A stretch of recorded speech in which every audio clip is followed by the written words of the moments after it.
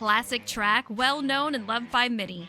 Tonight, we go California Dreamin' here in Fontana for round 3. Good evening, ladies and gentlemen. I'm Eliza Bethel alongside Pete Ruzick. Pete, how you doing tonight? Eliza, it is great to be back. Week number 3. As you said, Auto Club is on tap for the night. Very, very bad, fast 2-mile track. Cannot wait to see how the guys tackle this. Gonna have a full field yet again. How are you? Yeah, we're gonna have to talk about that, but I am doing great. I'm ready for Auto Club, one of my most favorite tracks out here. So I am super excited, but before we get going on about that, we do have driver spotlights for tonight. And we're going to have joining us tonight are one veteran driver and one rookie driver of SnB. First up is veteran driver of the number 92 Yingling, Kevin Dallator. And also joining us in the number 21 Liverpool Football Club is rookie driver David Moransky. Good evening, gentlemen. How you guys doing? I'm doing just peachy. Glad to hear it. Before I get you guys off into your chats and off into this race here tonight at Auto Club, we're going to go through some questions to get to know you just a little bit better. So the first question, super easy. What's one word to describe Auto Club? And we're going to start with Kevin. Oh, technical. Technical. That's fair. Yeah, it definitely is. And I know a lot of drivers are feeling different ways about tonight's track, so I feel you on that. David, what about you? Chaotic. I think we're going to see some of that tonight, too, for sure. All right, David, this is going to be an interesting one for you, but question number 2, who is your biggest competitor on track? David, we're going to start with you, and I know this is going to be isn't this going to be your first race with us at all, or did you race with us last season? No, supposed to, but I never got a chance to, so this is going to be my first race ever in iRacing. All right, so do you even think that you have a biggest competitor? Have you raced against anyone out there that you know of? I've raced with Jared.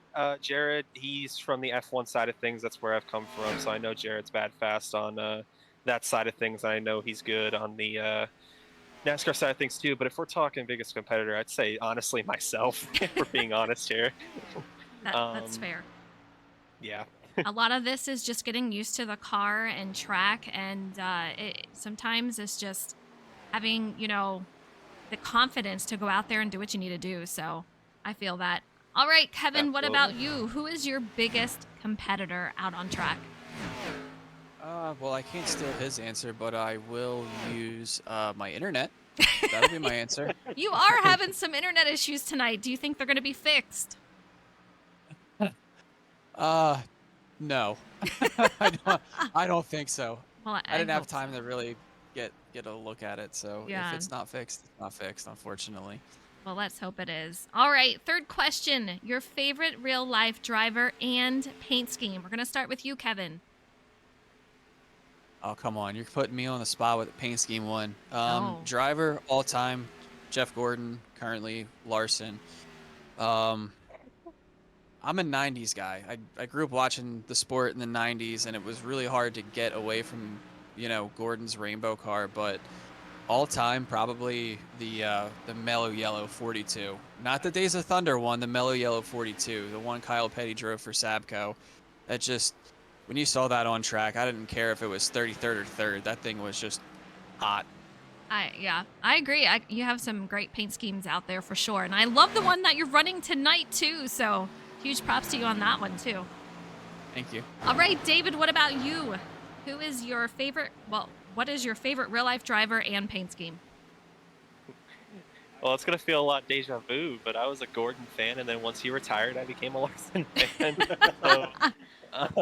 So same as Kevin, but if we're talking paint schemes, throw me any Kyle Busch scheme, honestly, especially the Skittles ones. So good. That's true, too. Yeah, for sure. We have a lot of Gordon fans out here, which you guys know I love, because that's who I rooted for when I first started in NASCAR. So I'm all for it, absolutely. Yeah, but you didn't go to Larson like the rest of us. I didn't. I went to Chase, so, She just followed the 24. There's no harm in that. No, of course not. Yeah, I did for a while, but then Chase got in it, and it is what it is. All You right. could always be a Byron fan. No one's gonna. No, I can't do it. I can't. What is your favorite car and track combo on iRacing? We're gonna start with Kevin. Oh God. I'm not good at anything, to be honest. So, I don't buy that. I like I like the Gen 6, honestly, and the 4th Gen and Homestead as much as it may be challenging again. I think it's another technical track, and for some reason, you know, as good or bad as I am at those are always my favorite to run. Fair enough. What about you, David? What's your favorite car track combo? Oh man, I love running those old 87s at Talladega. It's like the drafting there is so much fun. I love it. If I could do it all the time, I would, but I'd probably be at like a 500 I rating at this point. Yeah, it can be pretty brutal out there for sure, but I can see that combo. It's very nice for sure. All right, the last question for you gentlemen tonight is going to be, what is the biggest challenge you face in the Gen 6 cars? And we're going to start with David. Just keeping my car into wraps, honestly. These things are just very loosey-goosey, especially getting out of the corners, and I'm just trying to not hit the gas too early because that seems to be my problem, but as long as I can keep my car into wraps, I should be okay. All right, you heard it from David. What about you, Kevin? What is the biggest challenge for you in these Gen 6s? I kind of agree with David on that. I'm just trying not to bait myself into making a mistake based off of what others around me are doing and entry points, exit points, turning points, etc. So it's really just trying to get a better feel of the car. You know, one of the things that this league does good is it kind of keeps it fresh year in and year out. So you never have people that just get good at one thing. So just learning, keeping up with the group, keeping up with, you know, the cars, the tracks. That's really what I think. Yeah, I can absolutely see that, and that a few drivers have said that same thing since these cars are once again new for us in the league. There's just a little bit to get used to, so I can see that. But that was it for questions for these drivers tonight. David and Kevin, I appreciate you guys being here, and I wish you a ton of luck. We have a lot of drivers out here, so there are some that will not make it into the race, but I wish you luck as you go into qualifying, and hopefully we'll see you out on track. Appreciate you, Sounds Eliza. good. See Thank you. guys. All right. Pete, so much to talk about tonight, but we have a lot, and we talked about a lot of these drivers that are out here waiting to get in the lobby here and waiting to go to qualifying and trying to get what they can out of it. Man, what do you think as far as these guys trying to get in there? What is going to be the most important thing as far as qualifying lap goes? It's really going to be all about stability, getting in and getting off of the corners to carry as much straightaway speed as you can carry.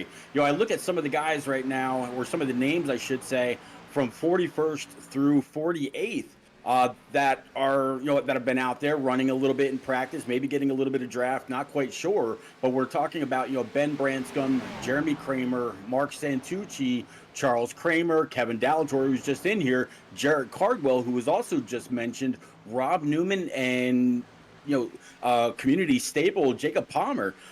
These are guys that are all below that 40 cap driver limit that is that the series has on this season. So there's a lot of people that have run maybe the first two races so far and may not make tonight's race. Qualifying is going to be at a premium. It'll be interesting to see who makes it and unfortunately, who goes home this evening. Absolutely. We have 48 drivers out here, but only 40 will make it into the race. And I can already tell you, Pete, tonight we were talking about the All-Star race and how that is going to be laid out. So we're going to talk about that moving into the next several races, but lots of exciting things going on. But tonight here at Auto Club, it's a fast track.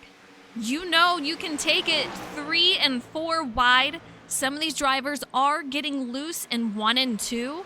Earlier, I heard drivers getting loose coming out of 4. It just really depends in the tire wear. They're going to have to watch it. They really have to take care of those because, in my opinion, when I did about 30 laps here, it is pretty snug. I mean, you can get loose in 1 and 2, but it can get very snug. And there we go. That's our cue that qualifying is getting ready to start. So let's take a look as these guys get headed over to qualifying.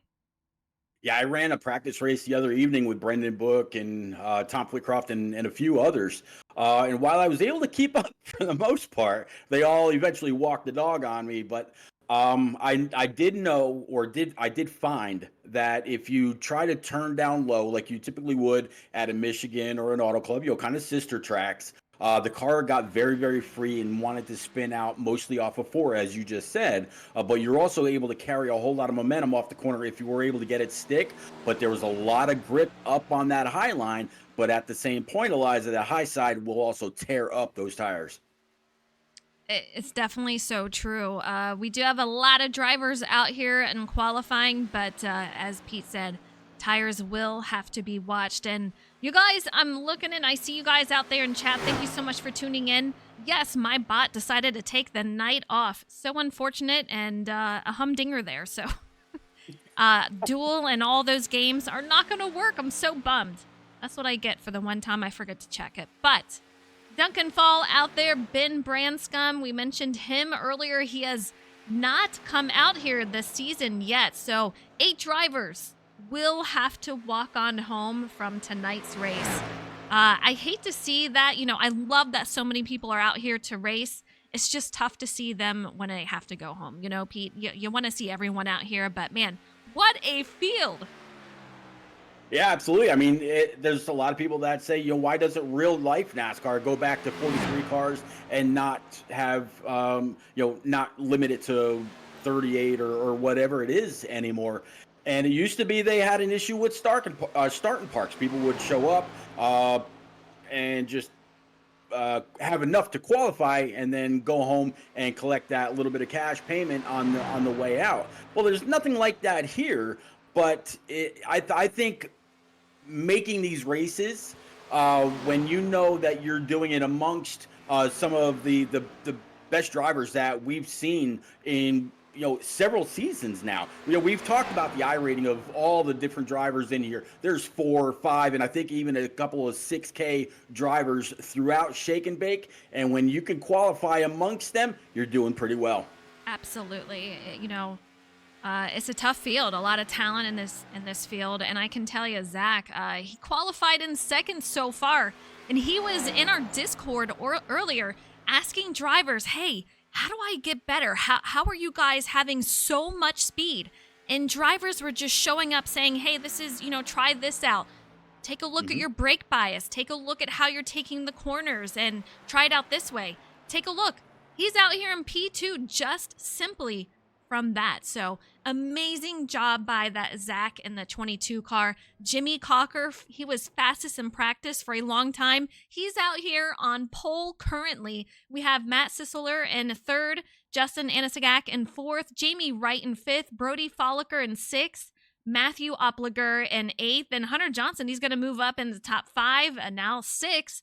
Brendan Book goes to 3rd. So a lot of changes out here, but I'm a little worried for these bottom drivers. We have starting in 40th, Ben Branscombe, FTR driver Jordan McGraw, Jeremy Kramer in 42nd, Charles Kramer 43rd, Stephen Maggio. Wow. He won last week. I don't know if he messed up in qualifying, but man, heartbreaker right there. Another FTR driver that just moved up. Jonathan Jurgensmeyer has yet to make a lap, so a lot of unknowns at this moment. Yeah, Jurg, Rob Newman, Steve Maggio. I'm very surprised to see Steve Maggio down there. Very aggressive, very fast driver. We'll have to see if something went on there. I don't know. Maybe he spun it. But right now, Jacob Locklear shows in 34th. As you were mentioning, John Honeycutt, he was able to move himself up from the bottom to about P26. PJ O'Leary, 23rd. Jose Ruiz, 20th. Micah Allard in 18th. Mike Papa Bear Campbell right now sitting in P19. But yeah, as far as any bit of help that these guys can get, Zach Deutscher. For him to just go through and say, "Hey, can anybody give me some help on maybe some brake bias or steer ratio or whatever?" That's something that Shake and Bake is very much on, and that's trying to help each other. It's just a community that has grown season after season, and I absolutely love to see it. Absolutely. Heartbroken for these drivers, but Austin Mitty sitting 40th. He will be the last driver to make it in. Jacob Palmer, 41st. Drew Zaff in 42nd. Ben Branscombe, 43rd. Jordan McGraw, FTR, 44th. And several other drivers, but it just cut me off here. We're going to go over to warm up. But man, heartbroken for the drivers who did not make it, but 40 drivers are in here and ready to go. Yeah, now 5-minute warm up to test things out. If we go ahead and take a look at our weather, looks like a decent 93-degree track temp and just about 81 air.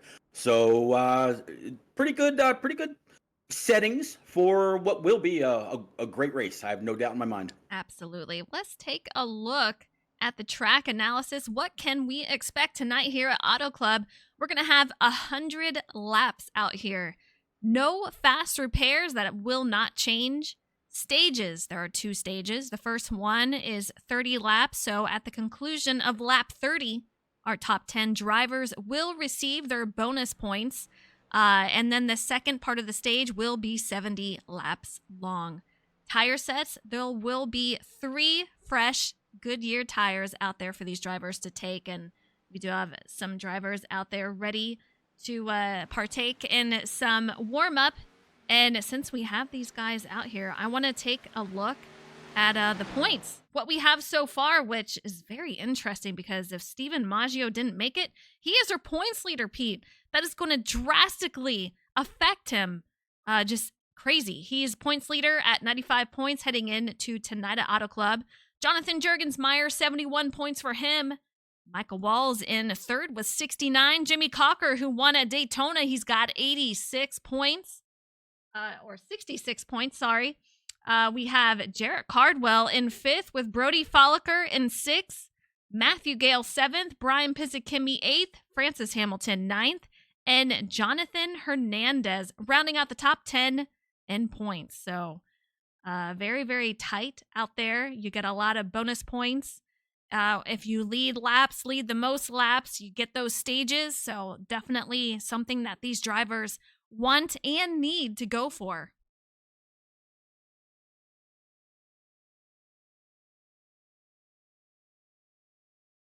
Right now, GOAT Incorporated, they got a good 46-point lead over FIWB Blue.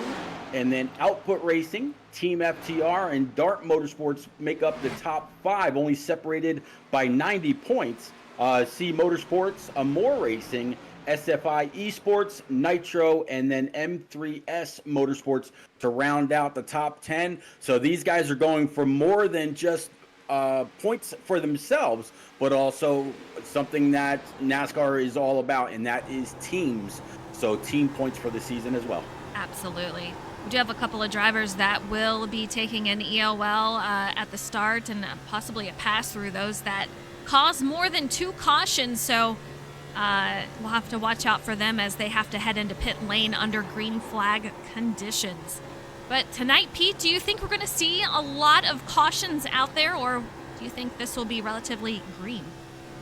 Well, I tell you what, I was watching some of the guys during practice and watching them take different lines, seeing how they were able to get by drivers if the main line was taken away. And it depends, Eliza. I think if we see a lot of cars pinching one car to the bottom, or we see a guy trying to get a little too throttle happy up and off the corners, we may see a few self spins, and we've seen those recently where they will bring out the caution for that, or iRacing will bring out the caution. But I think it's really going to depend, because if you self spin off 4, more times than not, you're going to either end up in the grass, or you're going to go down pit road, which is going to hurt you even more, because that's going to give you a black flag. But I think it's really going to depend on how delicate these guys are with the throttle, and how much they race the competition and the track. I agree. Yeah, there's a lot to look out for tonight here, but I got to give props to our driver spotlights out here. I know Kevin Delator was talking about, I just hope I make the race. Same with David. Both of these guys made the race, so super excited for them. Hopefully that brings them a little luck going into tonight's race. But we have Kevin out here running top 5 in speed, and David Moransky, he's out here running 6 in speed. So great to see these guys out here. Absolutely, yeah. Kevin, I mean, he was saying his biggest competition was his internet, literally. And no, it's great to see him right now sitting P5, Dave Moransky right behind him. Kevin said he hadn't had a chance, or was it, might have been David, hadn't even had a chance to actually turn a lap yet. And they were able to find that right speed in qualifying and make the field. Absolutely. All right, warm-up has concluded, and we're getting ready to grid here, so let's take a look on over. But man, Auto Club Speedway, you cannot go wrong. I absolutely love this track. But here we go. Jimmy Cocker on pole, our Daytona Season 1 and Season 5 winner in that number 11 for FIWB Esports. Zach Deuscher on the front row alongside him. Row 2, we're going to have Brendan Book in the number 5 machine with Matt Sisseler in the 45 running 4th. In row 3, we're going to have Justin Anasagak in that 09 car with Forrest Smith sitting P6. Row 4, we're going to have Mike Campbell Jr. alongside Hunter Johnson. And in row 5, we're going to have Jamie Wright in the 03 with Brody Folliker to his outside. And go ahead, Pete. Yep, Matt Opplinger in that number 20 is going to be P11, and to round out the top 6 rows, going to be Andrew Sanford. P13, Tom Harmon in that number 68 with Tom Flickcroft, his good buddy, in that 8 to his outside. P15 looks like Brian Pizzakemi in the 78 with John Hernandez in the 1 P16. P17, Luke Allen in that lucky number 7, starting 17th. Josh Taylor in the deuce, starting 18th. 19th, Micah Allard in that 61 with Team FTR driver Jose Ruiz in that 23, starting 20th. Joseph Turley in 21st with Francis Hamilton in 22nd. In 23rd, we have PJ O'Leary in the 25 car with David Moransky sitting 24th. 25th, we're going to have Michael Walls in the 47 car with John Honeycutt in 26. 27th is going to be Jai Baxter in the 54 with Matthew Gale in 28th. 29th is going to be Justin Rott in the 76 with Kevin Delator in 30th.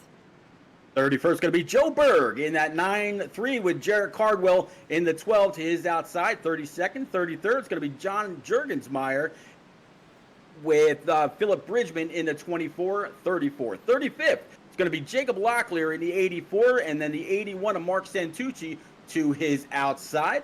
39th going to be 37th is going to be Dylan Robb in the 16 with Duncan Faw in the 27, 38. 39th is going to be Matt Burgess in the 57. And the last car to make the field is going to be the 9 of Austin Mini P40. They're showing some extra cars out there, but unless something happened, unfortunately, they did not make it. But here we go. Getting ready to get these guys off to green here at Auto Club. 100 laps as we get ready. But man, oh man, I'm so excited. One of my favorite tracks, Jimmy Cocker at the lead. And here we go. You can see him waving that flag, and already someone is blinking out. But we are off to a wild start. Not a great start in the back. Not quite sure what's going on back there, Pete. Not quite sure either. They are all racked and stacked.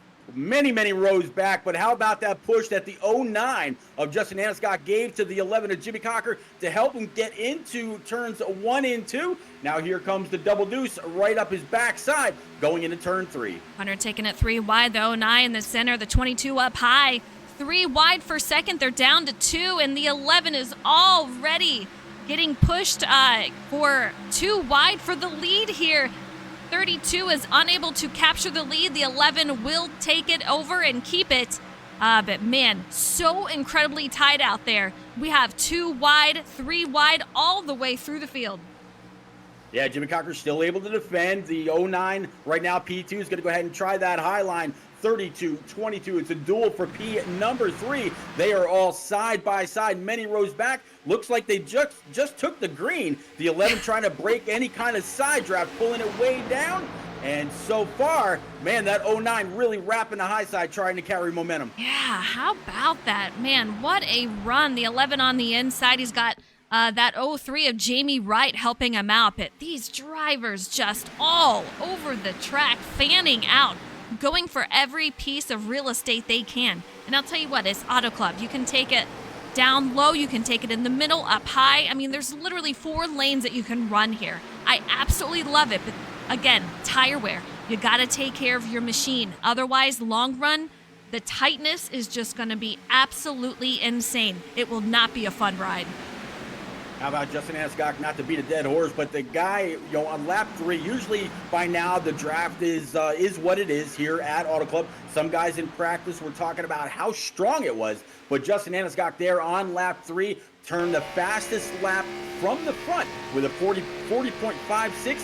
Really goes to show how clean air is very, very valuable. Zach Deuscher going for that lead out there, taking the bottom line. He's going to have to bring it up high. The 09 going to make sure he stays down a little bit further than the 22 might like, but he is still side by side with high push on that outside. Auto Club, the high side is just absolutely amazing for that huge momentum coming off the exits. However, it's something that you cannot continuously do and expect tire wear to be low. You will have to pick and choose when you're going to do that. As far as dirty air, I'm kind of curious how these guys are feeling out here, but that high line, it is strong, Pete. Absolutely. Looking at Hunter Johnson right now in P3, staying right with the 09. Meanwhile, Jamie Wright in that 03, not the 32 rather, looking low. Deciding to try a different line. Right now, the double deuce is Zach Deuscher to his outside. And here comes another bad, fast car every single week. Here comes Brody Falliker. Yeah, Brody Falliker, that is our last season's champion for the Xfinity. Right behind him is going to be a 3-wide battle. Jimmy Cocker involved in that. You know what he said in Discord earlier, Pete? He said, I'm not good at Auto Club. It's just not a place I've ever been good at. And he gets on pole, but he is falling back a little bit. It's Auto Club. So much draft. You cannot really get away here. You're just always going to have this much of a pack out here all night. Yeah, one of the cars that was right there with him all race last week, the number 1 of Jonathan Hernandez right in front, and behind he's got the 45 of Matt Sisler. So the 11, he was very, very fast in practice, was the fastest in practice, and then again to go ahead and set the pole for this race. Maybe he's just kind of biding his time, but this isn't a track where you're going to make up a whole lot because tires are at a premium. Look at him, 3 and 4 wide behind them. Absolutely incredible. I love this type of racing. I know some drivers say they hate it. It's a drafty track. Takes no talent, but I'll tell you what, I just love the close racing contact type that it is. We saw Matt fall back a little bit. He's sitting P14 right here. You can see the leader, how close he is, and yet Matt is sitting 14. So it just goes to show you how much draft is involved, and you got to use it to your advantage. So I personally think it takes a lot of talent. You got to know how to maneuver around it, use it to your advantage, and you'll get a good finish here if you can. Oh, yeah, absolutely. There's so many different lines that you can run around this place. Meanwhile, your spotter's yelling at you. You're 3 wide, 1 up high, 1 down low, or you're oh, we got a spinner. I think that might have been Tom Flitcroft off of turn number 2. Let's see. He's making his way back out on track. It stays green. We did have a couple of drivers. Reminder of that EOL that we had to serve at the start here. And I thought Jacob Palmer made it, but it does not look like he did, unfortunately. Brendan Book was one of the drivers. John Honeycutt. We see these guys. El Solo out here. Justin Rott. So unfortunately for these guys, but I guarantee, I don't want to see it happen, but I guarantee at some point we're going to have a caution. But take a look at Thomas Harmon. Gained 7 spots. He's up here P6, and they are 3 wide. The 61 squeezing in on that high side. The one in the middle, that's going to be Jonathan Hernandez. Very talented Hernandez drivers. into 16 right there, just making contact. Sorry, didn't mean to cut you off. You're good. But yeah, both of them kind of tagged that outside wall pretty hard. And at a track like Auto Club, and again at Michigan, very, very aero dependent. You want to make sure you can try to keep. Oh, another one tagging a wall. I think that was Josh Taylor, if I'm not mistaken. But you want to definitely keep as many fenders in one piece as possible around this place. Not sure what happened, if there was a little beef going around these drivers, but Matthew Opliger, I think he made contact with someone to his outside, or he was the one that had contact made with him, but man, someone got shoved into the wall hard. Luckily, they saved it. Maddie says, good save. Absolutely. I see you guys out there. Thank you so much for tuning in. I hope you're enjoying the race. I mean, it is absolutely phenomenal. The 47, very, very loose. I mean, these drivers are all over the place. Just, again, trying to go for that real estate, Pete. Yeah, Michael Wall's another one who showed a lot of speed last week. Back right now, sitting P17, up 8 spots. Andrew Sanford right ahead of him, and Matt Oplinger right behind. But yeah, I absolutely love this kind of racing. Also, very, very tight quarters. You can run so many different lines. As it looks like the 42 is going to go ahead and try to pull 1 or 2 spots lower again, trying to continually improve his standings. But behind him, another 4-wide battle. You can just see these guys switching positions quite a bit. Just very, very close. That midline, just squeezing that high side right there. Trying to stay in the draft, trying to side draft even a little bit. And then they just absolutely fan out into the corner, taking the low, the mid, the high side, you name it. And then they're going to come off into the backstretch. And once again, they're going to fan out, Pete. Well, as we are bump drafting at Auto Club. I mean, what more needs to be said? The 7 absolutely shoving the 42 down. He's got the 61, and I believe that's going to be the 13 to his outside. So still 3 wide battles as they end up coming down the straightaway. Now 4 wide, 11, 7, the 1 and the 13 as they come across the start stripe. You know, going on this Attic TV, it just looks like a huge mob. Believe it or not, there's 30 cars just in that pack right there. Just absolutely insane. But again, I love that type of racing. I know that Pete does too. But Justin out here in the lead still, doing great. Zach doing a phenomenal job in that 22. It's great to see him up here. Hunter Johnson says, I want some of this action up here. He's going to go down low and go side by side with Justin for the lead. Try to sneak in directly in front of Zach. Very, very close. We have a driver into the wall. Not sure who that is, but man, they're still going 4 wide. Jonathan through the center of that and makes his way in front of that little pack that they were 4 wide. Yeah, the 0-3 ended up tagging the wall, and everybody else behind him had to end up checking up. And that's what caused all that bit of melee. The 1 tagged the wall and so many others. But I tell you what, I was talking to Justin Anaskak in the beginning of the race, and he was one of the ones that was kind of checking to see what he'd have to do in order to keep a car behind. And one thing he just did right there, he kept the 32 of Hunter Johnson pinned down underneath. That way he couldn't accelerate up and off the corner, carry any real speed. And the 09 was able to keep it going. Caution number 1. Yeah, not sure what happened back there, but we saw chaos as they go off the track. Our first caution of the night, but man, you gotta love this type of racing. I mean, this car is very powerful. It's got a lot of horses under the hood. It can get loose. It can get tight. These drivers in practice said, I'm feeling a little bit of everything. So we'll try to see. I don't even see it here. Matt Sisseler probably involved. Let's take a look, see if we can find out. 61 goes up into the 7, who's up into the 84, and just pure chaos. I don't know that the 61 knew he was 3 wide. Let's take a look on Micah's point of view here. I'm not sure.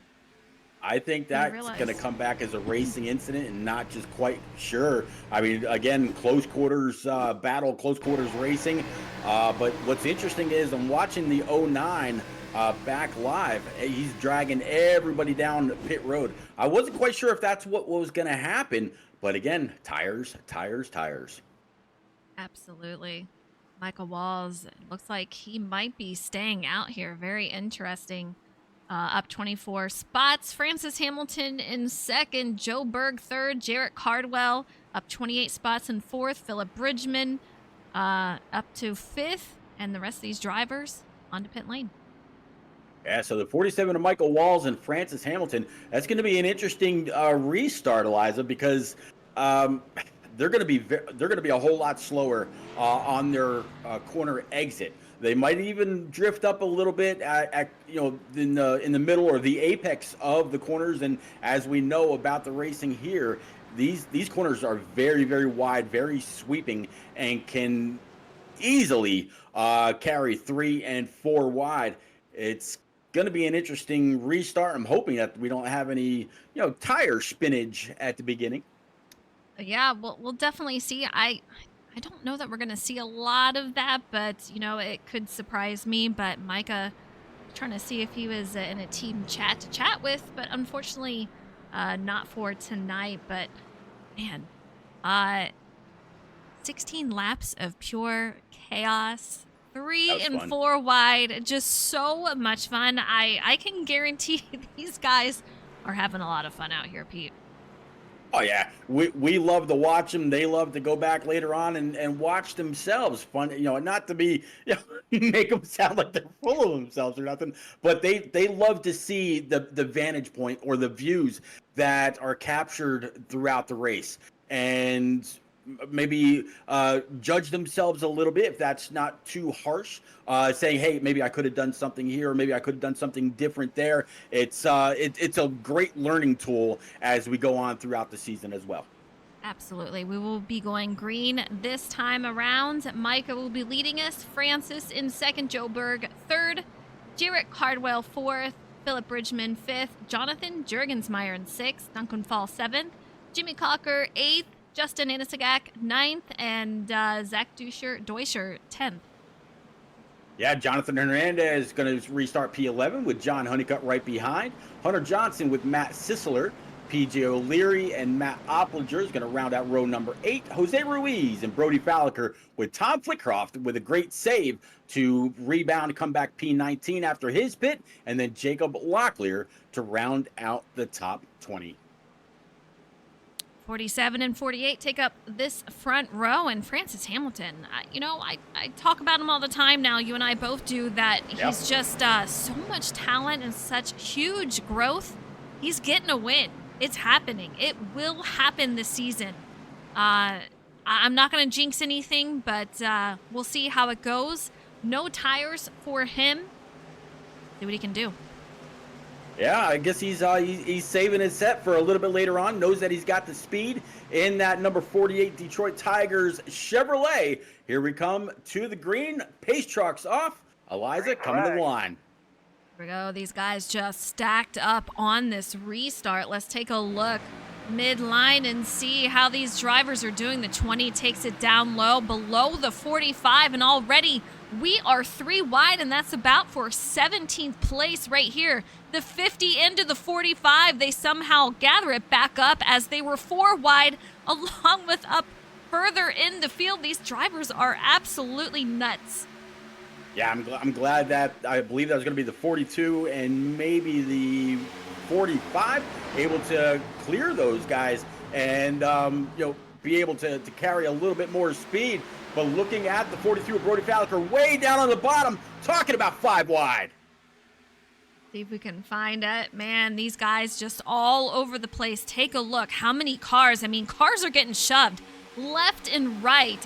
I don't know if these guys are not realizing that there are cars just everywhere around them. I mean, they're once again 4 wide directly in front of him.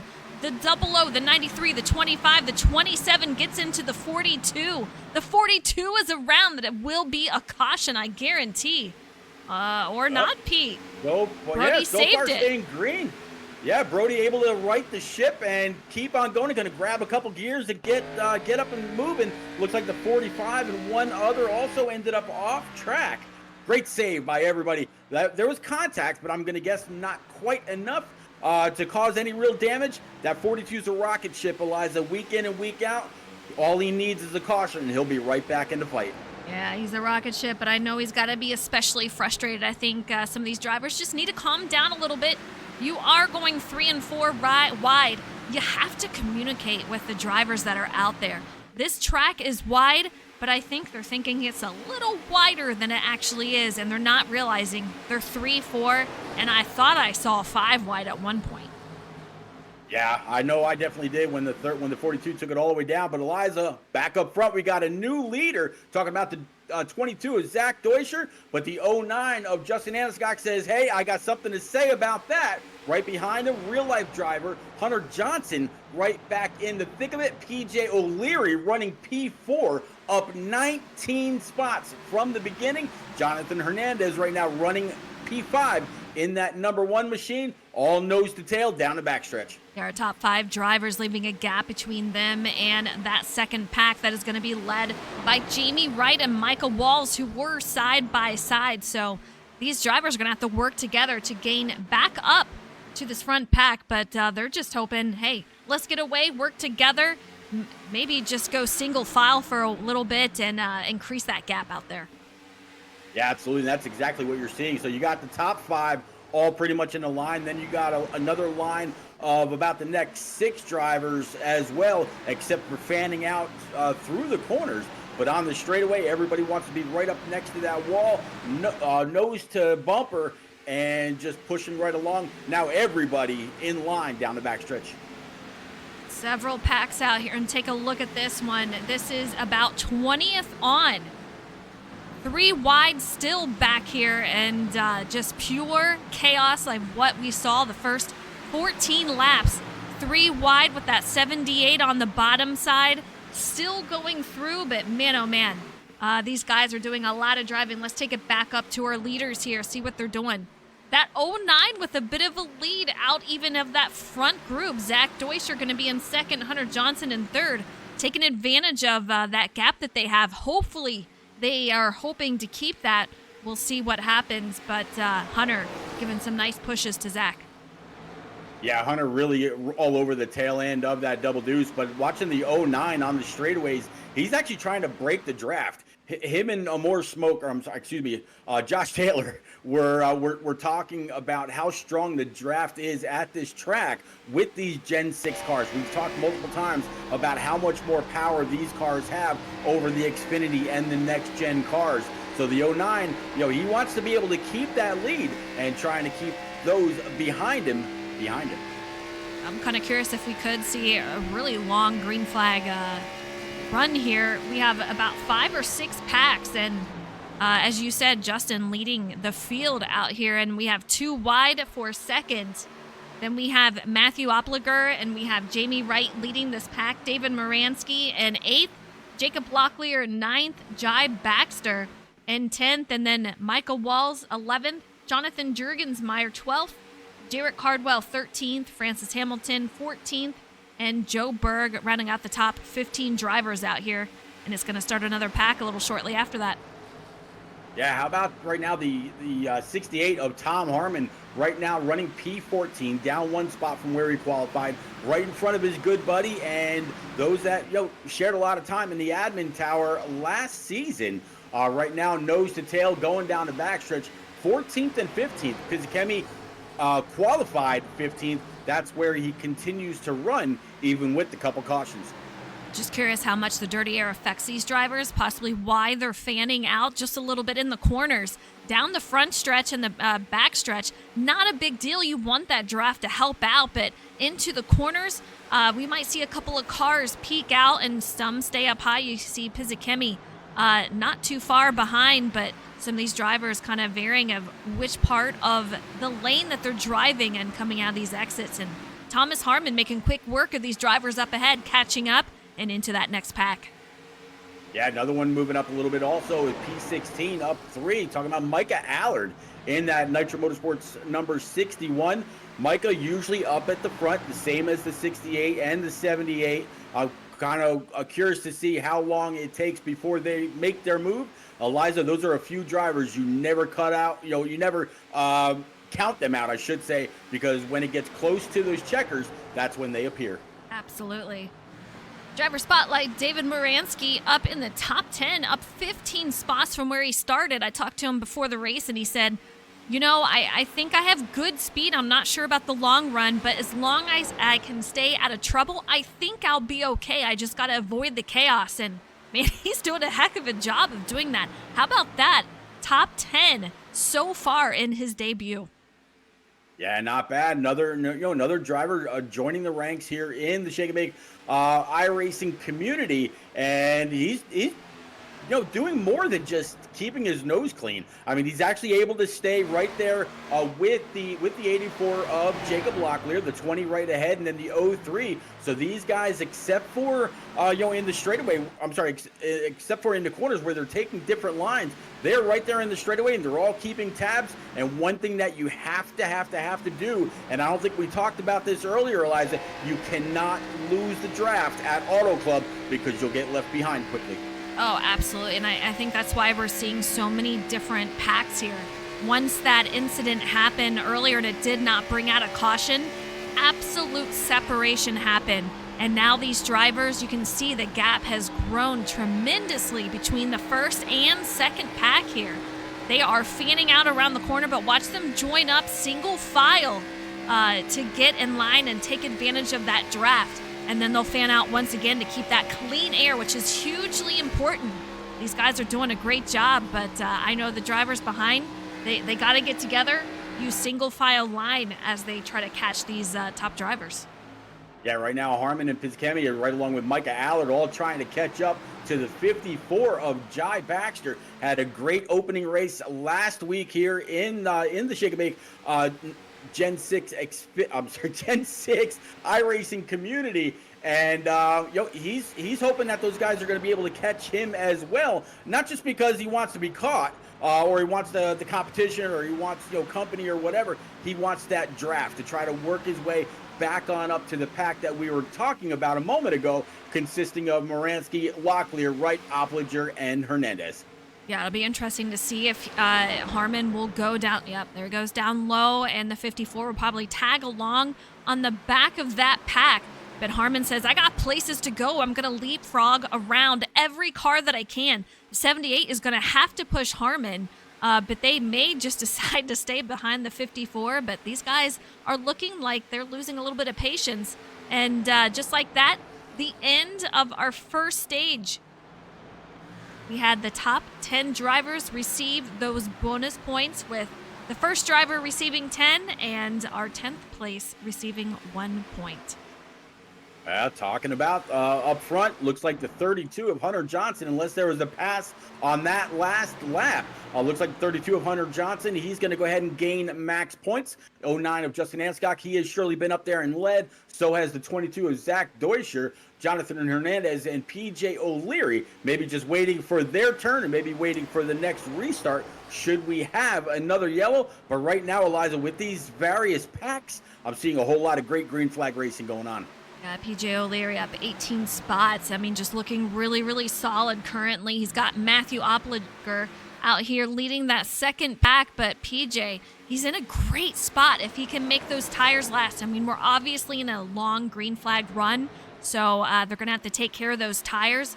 We had several drivers stay out, and I'm kind of curious, how are their tires doing? Our top 7 drivers stayed out here. That's a great question.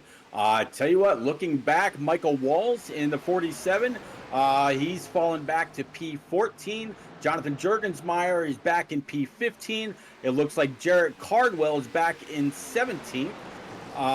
Francis Hamilton in the 48, he's back to P19, and Joe Berg is back to P20. Great question. I want to say that I saw Jurgensmeyer go into pit lane, but I think he was just ghosting out there because I still see him in 15th. But yeah, I'm curious, when are we going to start to see these drivers go in? I think we still have yet another, I would say, 10 or so laps for the drivers who have not gone in yet. For the remainder of these drivers, it's going to be very interesting strategy-wise what they decide to do. Now the strategy is coming into play. All right, I haven't gone in yet. We have so many laps left. What do I need to do to out-strategize the remainder of these drivers? I'm in the front pack, so I want to stay out here. I do not want these other guys getting my draft and coming out before me off of pit road. Well, I mean, that consists of really getting hard on the brakes, meanwhile not breaking free and spinning it out. But you've got to have the best pit time of your competition. Whoever's coming in right behind you, you got to be able to get down to a pit road speed without the black flag, keeping max speed all the way down to your pits, hitting your box just right, and then having that great exit without having any kind of an issue getting back up onto on the track and so much more. So it really is a great dance, very, very technical, to use the terms from our spotlight drivers earlier. And what a challenging time getting on and off pit road can be here at Auto Club. But you know what, Eliza? That's any week. David Moransky, you can see him on and off that throttle, just feathering it. Probably getting a little tight out here. You see the 03 directly in front of him. That's going to be Jamie Wright. He's got Jacob Locklear 2 cars up ahead. These guys doing a great job staying single file and probably going to fan out here in the corner once again. David going to take it down low, has a nice dive into the corner. See how he is starting to feel out here 36 laps into the race. A little bit further in the back, talking about P14, Micah Walls. He's got the 00 of Jonathan Jurgensmeyer, Jarrett Cardwell, Brody Falliker, and Mike Papa Bear Campbell right with them. This is the biggest, or the longest of the Hornets' nests, I guess you could say. Everybody following that number 47 GOAT machine, and that Chevrolet looks pretty strong up front. He's been able to try to pull this pack, but he's got the 42, the 12, the 93, the 48, which showed very, very strong earlier, as well as that Texaco and Bass Pro Shops machines right behind them. The other thing about pitting also, you want to try to follow the leader. Hunter Johnson is going to determine a lot of this. He's going to be talking to the guys around him. When are you going in? You do not want to go in by yourself. This is a draft track. So you want to go in with people, and you want to make sure you're coming out with people. The thing is, the pack behind him, you also have to determine. You don't want to stay out too long after them and just lose more time and momentum. So another strategy at play here, when to go in and how it's going to affect the rest of the field. I don't know, Eliza, if I'm the 25 or if I'm the 1, I may look at maybe, you think it would be too much of a risk to maybe short pit, get in before the 32, the 09, the double deuce of Deutscher. Maybe get in, grab your brand new Eagle Feel Goods, fill it up with that Sunoco E15 fuel, and get on out. Carry those faster lap times, maybe leapfrog them coming out of the pits as they go in, because of course their times are going to be a little bit slower on the older tires. Or do you think that may not work since there's no stage and no guaranteed caution? Taking a look at their stand, I mean, they have 23 laps on their tires currently. I think they could get another 15 or so, so that's going to put them around 55. We're getting close here. If they can go around 40, and I'm just guesstimating here, it's going to get them really close. So I'm going to try to hang out and go until it's dry, go until I can't any longer. And Hunter Johnson, that's who you want leading you. That is absolutely who you want making your strategy and help guide you. I just did a race with him last week in another league race, and he knows what he's doing. He's got real life experience racing. What he says, I'm doing. Yeah, I mean, he's definitely a great driver to follow, as you see the 09 and 22 doing just that. And just as before, they may have separate lines through the corners to carry max speed without getting in that dirty air and pushing up towards the wall. But other than that, they are nose to tail, not really fighting much, and just staying right there with that 32, and they continue to gain time. Taking a look at these drivers, just so many different packs, and Brody is up to 16 from an earlier incident. He just got walloped went off the track, unfortunately had no caution called for him. This is one of these tracks where you have to have no damage on that front end in order to keep that draft and keep that car in tip-top shape.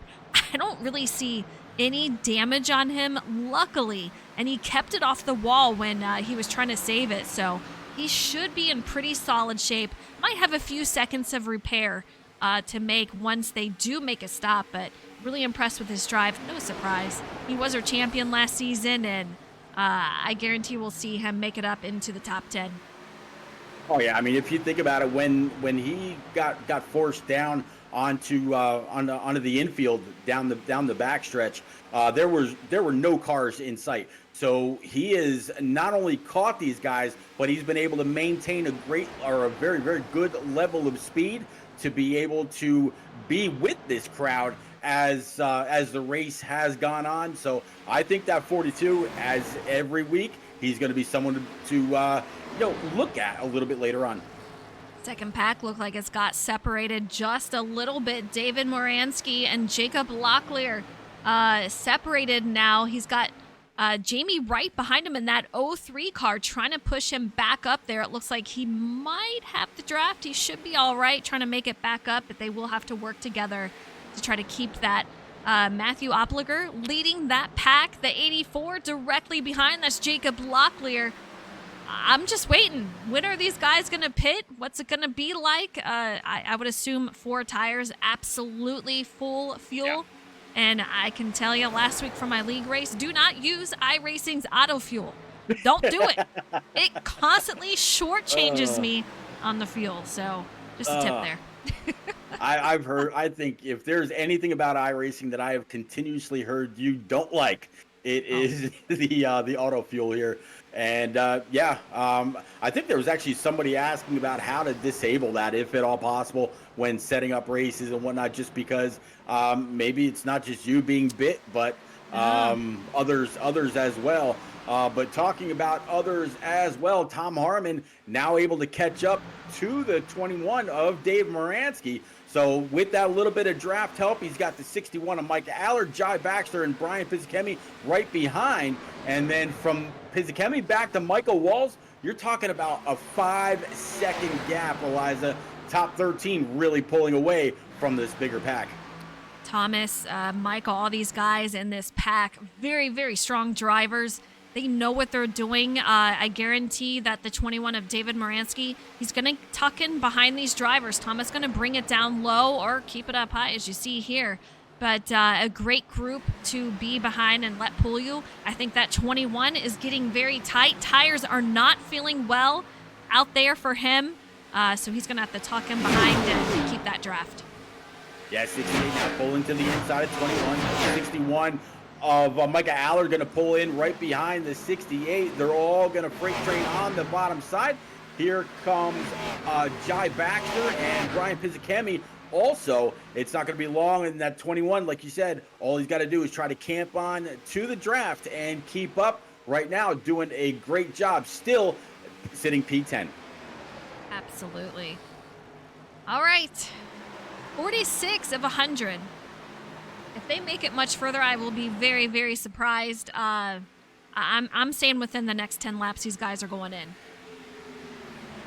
I would have to agree. I mean, working lap 46, coming to lap 47, you still have those 5 guys, Micah, Jonathan, Joe, Jarrett, and Francis, that did not come in under that caution. So they have been out there the longest, and I'm actually kind of surprised they're still staying inside the top 15 in that pack, a little bit further back. But they're going to have, when push comes to shove, if we have a couple of late cautions or something like that, should they all get racked and stacked back up, they're going to have an extra set of tires that some of these other guys won't. Brody currently sitting 14th. I mean, just a miraculous recovery on his end, keeping up here. He's got David Moransky ahead of him, but man, you can see him fanning out, trying to take advantage, trying to catch up to this group. Just so much talent throughout this field. Really great to see him out here doing so well, and I think these guys will be working together quite a bit to try to catch the drivers up ahead. But man, a couple of drivers already on to pit lane. That's going to be Michael Walsh, Jonathan Jurgensmeyer. These guys are teammates. Here they go on in for GOAT Motorsports here. All right, so if this is the way that it may be set, these guys didn't come down pit road on lap 15, give or take. So that tells me that everybody that did pit on lap 15 is going to be able to go until just about, what would you say, lap 60, between 60 and 65 is when we should see the majority of them come back down. We're going to find out, Pete, that's for sure. Hunter Johnson still in the lead here, the 09 behind Zach Deuscher. Just having a great run tonight. Great to see from him. PJ O'Leary still in 4th. Jonathan Hernandez in that one machine 5th. Matthew Opliger in 6th. Jacob Locklear in 7th. And we're going to have Thomas Harmon in that next pack leading it. Micah Allard in 9th. Jai Baxter 10th. Brian Zakemi in 11th. Jamie Wright 12th. David Moransky 13th. And then Brody Follicker, you can see him leading that next pack with quite a line of cars in this train. Yeah, big improvement for that 42 after sliding into the infield. So again, he was not only able to catch those guys, which shows that he would have really been trying to, or would have had to push that 42 FIWB Camaro, but he's been able to work his way through that pack or that line of cars to improve his position up to P14th. Joe Berg and Dave Moransky surround him. Honeycutt on his way back out from pit lane. Duncan Fall on his way to his pit stall. In fact, in there currently, so a couple more takers. It's just hard to go by yourself, though. I'm not sure that I like that too much, but I don't know if they had a choice, but Duncan Fall should be making his way out here. You see the 61 on pit lane, so that's a new one to come on in. We'll see when they make their way on out. Oh, the 81. Yeah. Okay. 81 Mark Santucci. Yep, last one for Santucci on pit road. Hunter Johnson still leading. Justin Anasagak, PJ O'Leary, John Hernandez, and Zach Deuscher. A little bit of a change in the lineup, but all still right in that line. Behind them, Matt Opliger and Jacob Locklear now pretty much nose to tail in that 20 and 84 machine. But look at this pack after them. Tom Harmon, since he's got into the lead in that 68 Frozen machine, Micah Allard 54 and the 78 right behind, really looks like that 68 Camaro for Harmon. He's pretty fast. More takers for pit lane is going to be David Moransky, Jarrett Cardwell, Francis Hamilton, all on pit road. Hopefully they can get together after their stop. Ooh, almost a collision on pit lane between Jarrett Cardwell and Francis Hamilton. Luckily, they were able to avoid each other. Francis is going to miss his pit stall. Has to back it up. He's going to have to straighten that thing out. Yeah, that 12 cutting down like that right across the nose of that 48 was very, very close. Saw him locking it up. See the 48, as you said, miss his stall. And that's going to add extra time onto that pit. So what you just said about them coming out together, that's not going to happen. Going to be the case. Joe Berg makes his way on down, and I got to say, Pete, I'm really surprised at some of these drivers coming in separately. We have a lot of solo takers to pit lane, Joe Berg being one of them. It's going to be tough out there not having draft. I mean, you have to have that draft to make something happen out here. These guys have been working together, so if I'm going in, I am begging people, work with me here. We got to go in together. We got to keep that draft to keep momentum.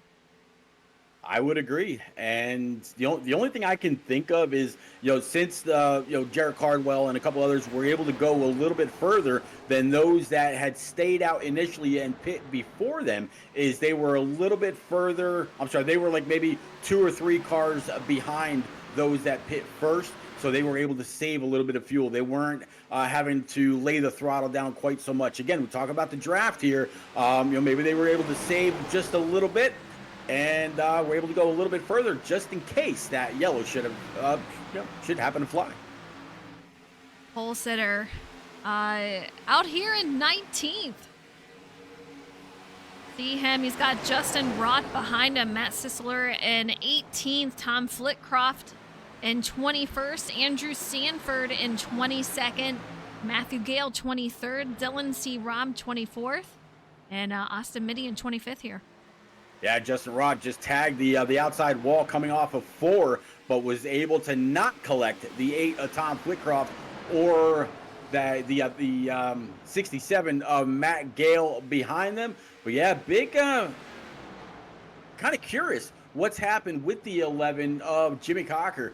I don't recall seeing any kind of damage. I don't recall seeing any notifications come up that he had some kind of an issue, but he is, for being fastest in practice and on the pole in qualifying, he's missed both of the biggest packs here and finds himself mired back in what pretty close to the second half of the field.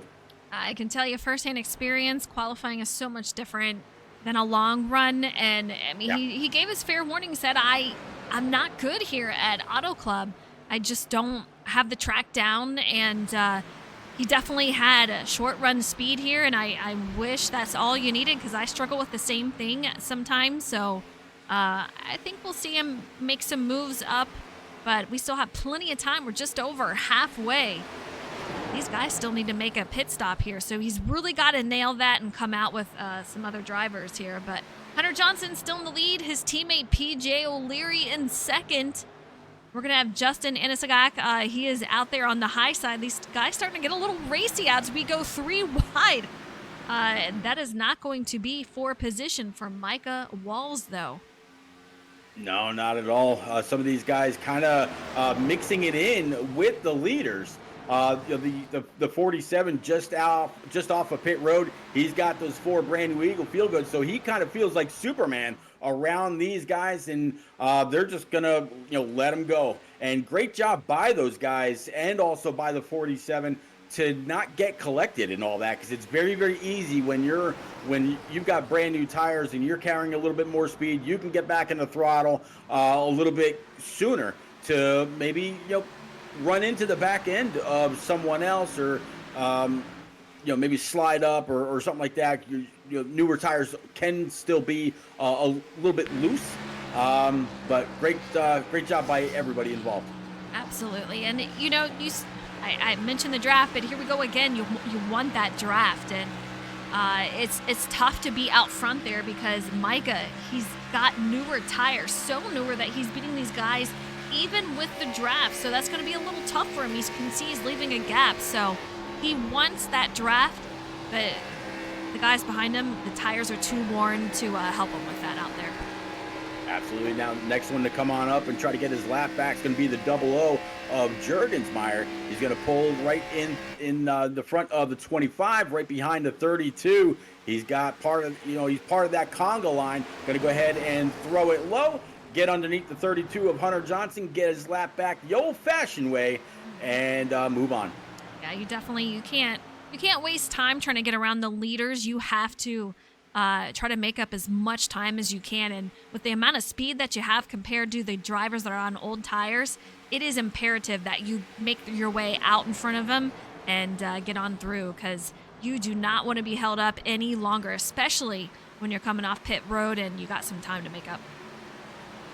All right, so Eliza, Hunter Johnson, Jonathan Hernandez, Justin Anisagak, Zach Deutscher, and PJ O'Leary are top 5. Last time they were on pit road, right along with Matt Opliger, was on lap 15. I was saying they were going to have to come on down between 60 and 65. Well, here they come to start to take lap 61. So 40 more laps to go. That tells me that after this, barring any yellows, they'll be able to go the rest of the way. Just watched Matthew Obliger as he made his way onto pit lane. Brody Folliker is going to miss, and I do believe he did not make it in time for the cone. You can see the tire marks out there. You have to make sure you are at speed before that cone, or right at that cone, I should say, and you have to be on track also. So unfortunate news for Brody. His race just got a little worse. And he missed his pit box as well, so he's gonna have to back it up. The 03 was pretty close to doing the same things. The 20 looks like I think that's the 37 machine also had to back up. Everybody's complaining about the brakes on the next gen. It seems like some are having some issues with this Gen 6 car also. There's, I think a lot of it is there's just it's a lot more horsepower. The brakes are, yeah, definitely different. You have to get used to it. I don't think they're as bad as the next gen, but it still catches you off guard for sure, especially when you're already just like, let's go. Brody had that earlier incident, and he's already jumping at the bit to try to make something happen. So I think he was just trying to take up as much time as he could to gain momentum, and just went too aggressively onto pit lane. Justin Anscock also ended up missing his box, had to back up into it and then pull forward. So got to be too far behind in that Exxon 09. It'll be interesting to see where he fares after that miscalculation. Right now, sitting back in 22nd.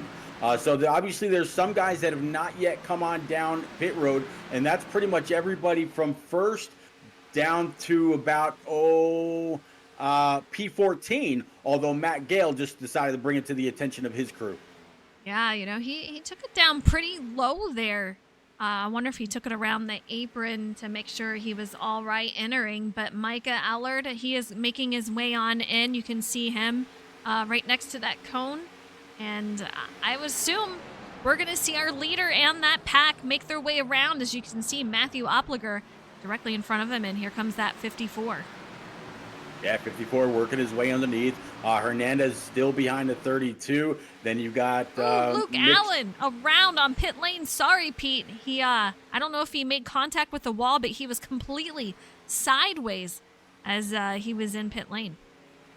Yeah, another one that's done phenomenally well. Last season, a whole lot of momentum. Here comes the leader, 32, the 1, the double deuce, as the 13 spins it out, trying to lock it up. They're going to be able to miss him. 13, though, he's going to have to grab a gear, get it spun around, and get back to his pits.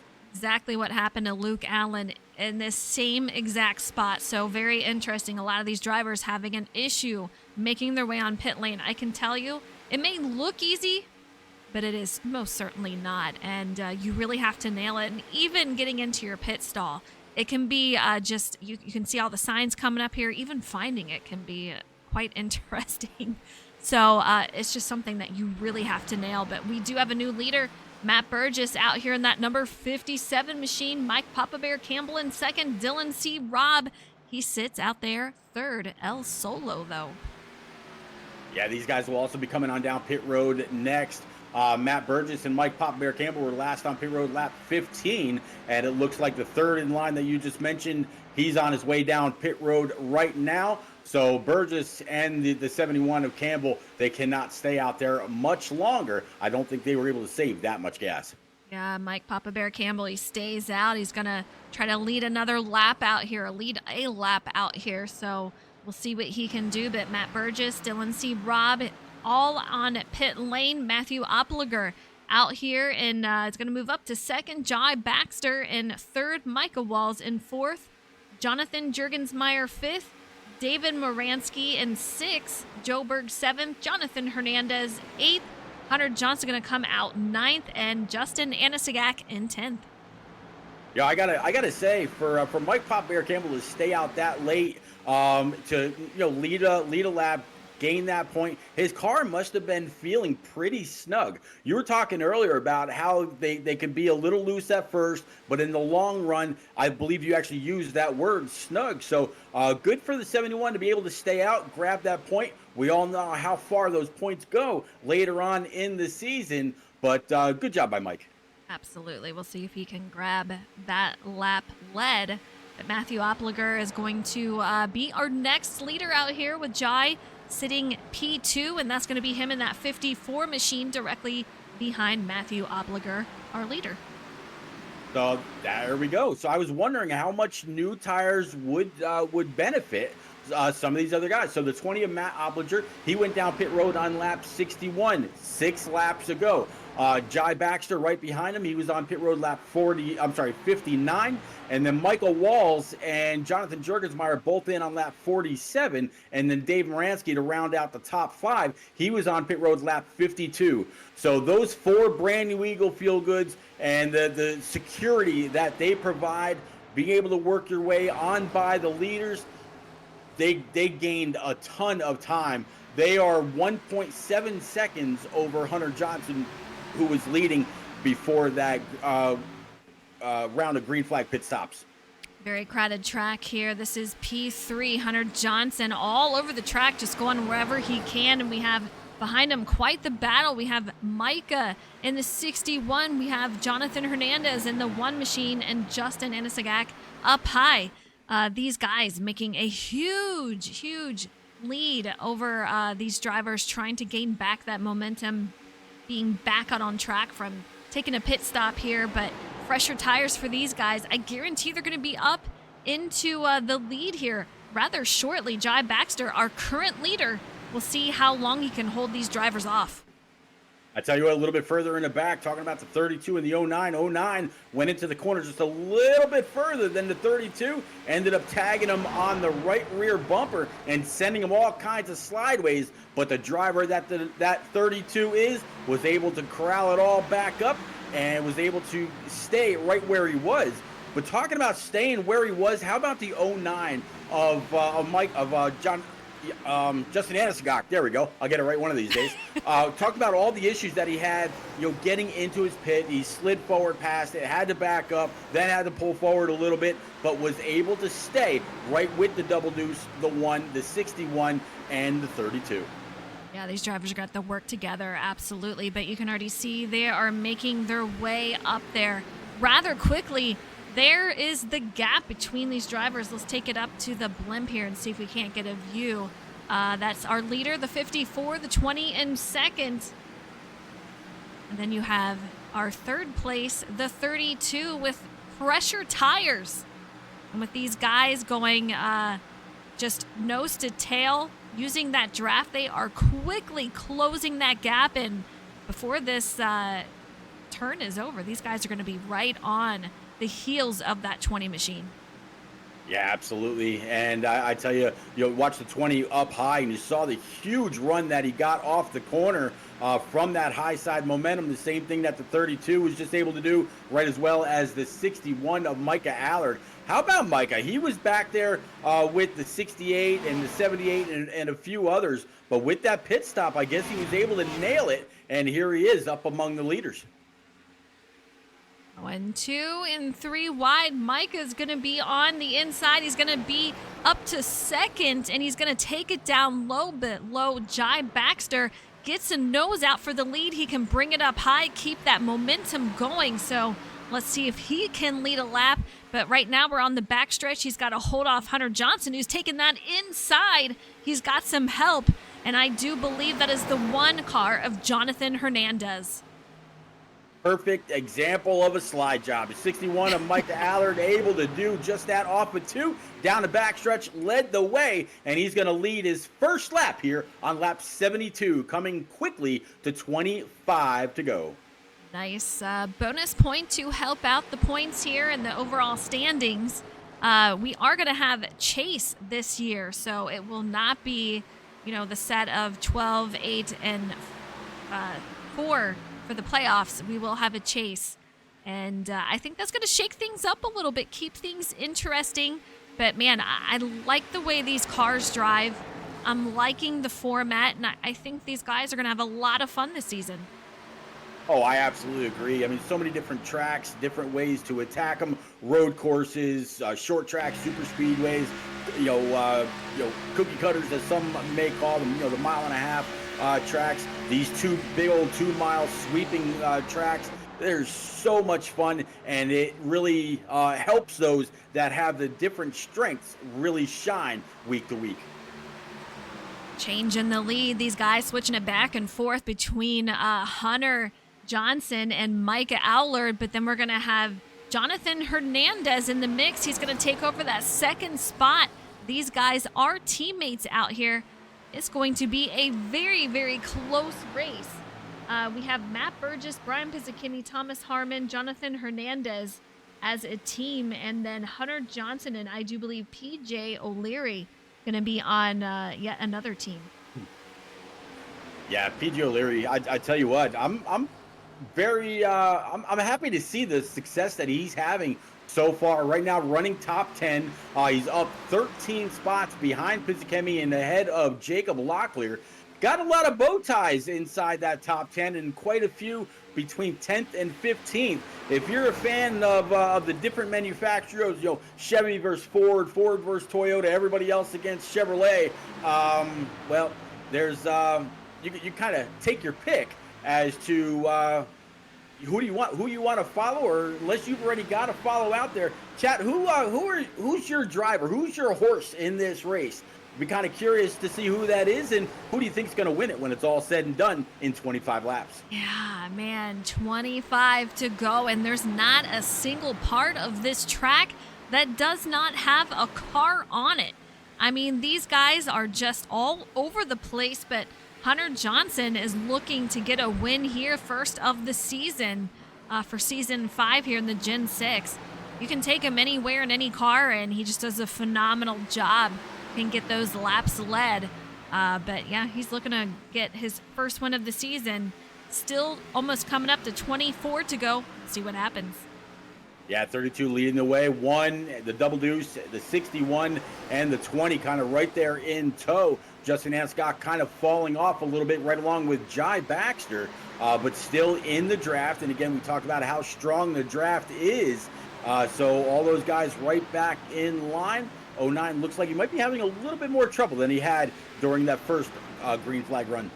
How about Zach Deutscher, though, up in third? I mean, just a great job for him tonight. I don't know if he was just, sandbagging with how he does out here, but if he just did this amazing from just simple advice from drivers an hour ago, I gotta say, I'm impressed. He's doing a phenomenal job. But Thomas Harmon out here sitting 8th behind Jai Baxter, who's directly in front of him. We have Brian Pizzichemi in 9th, PJ O'Leary 10th, Jacob Locklear in 11th. And in the next pack, a little bit further back, we're going to have Jonathan Jurgensmeyer in 12th, David Moransky in 13th, Joe Berg 14th, and Brendan Book in 15th. At 16th, going to be Jamie Wright, down 7 spots from where he qualified. Jimmy Cocker, after starting on pole, right now 17th. 18th is going to be Matt Sisler. 19th, Francis Hamilton. Justin Raw is going to be 20th. Andrew Sanford, 21st. Tom Flitcroft, 22nd. Austin Mitty, 23rd. Matt Gale up 4 spots to down 26 now. 27th going to be Jarrett Cardwell, Philip Bridgman, Dylan Robb, and Michael Walls to round out the top 30, Eliza. Wild pack out here. You can see Michael Walls, Kevin Dallator in 34th. Oh, caution. Random caution. I don't even know who was involved with that. We'll see if we Looks like it's going to be Francis Hamilton. All right, let's see if we can find out where he is and take a look. Rewind that a little bit as we're already on him. He was like the 76, might have had a helping hand, get snagged on that quarter panel, and the 76 spins the 48. So unfortunate for him. Man, tough break. Fortunately, no contact with anything else, so he should not have a lot of damage, but I know it's not what Francis need. However, that is going to re-rack these guys, stack them back up, give the whole field another shot. This is where things are going to get a little crazy, Pete. They're going to get crazy, but you know something? The 48, while he just spun, his tires are a little ticked off at him right now. He's also one of the guys that did not pit in that first long run. So he's got that extra set of tires that some of these other guys may not have. This might fall into the 48's hands. I know the guys that were anything outside of this front pack are just excited that this caution came out.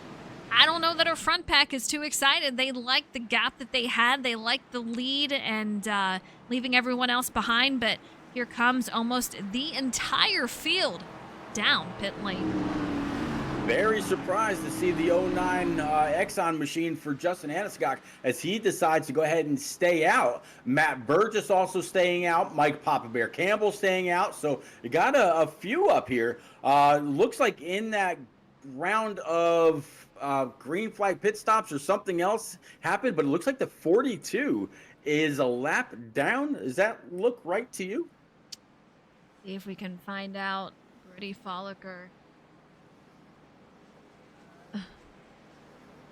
Not really showing me currently, but we'll take a look. Keep seeing if we can find out anything, but he is currently 34th, so I would not be surprised. Yeah, he is a lap down. Kind of crazy. We missed something somewhere. Okay. Justin Innocent. I'm a little concerned about this though. He's got the oldest tires out there. 19 lap old tires. Not what you want to see. Burgess, he's gonna have 15 lap old tires. Mike Papa Bear Campbell, 14. Hunter Johnson, I'm pretty sure that he went in, so yeah. It's gonna be very close here. Everybody else behind him just went down pit road on lap 80, so there's going to be a whole pack of hungry wolves looking to put the 09, the 57, and the 71 in their rear view as quickly as possible. And oh, by the way, they're going to be quicker, so they're going to have to navigate their way to the front. But again, Eliza, when you've got that brand new rubber, you can usually make pretty quick work of anybody else. Absolutely. Day, I see you out there. Thank you so much for the sub. I appreciate it. 10 months. Thank you. I hope you're doing well. And I know I'll see you out there on Wednesday night. It'll be a fun one. I do believe we're headed to Dover, the Monster Mile. We'll see how that goes. But man, these guys lined up double file once again. I think it's going to get crazy. I will not be surprised if we see another caution or two, as we have just under 20 to go here. It's only our second caution of the night. I hope it stays that way. Something tells me, Pete, it's going to get a little crazy.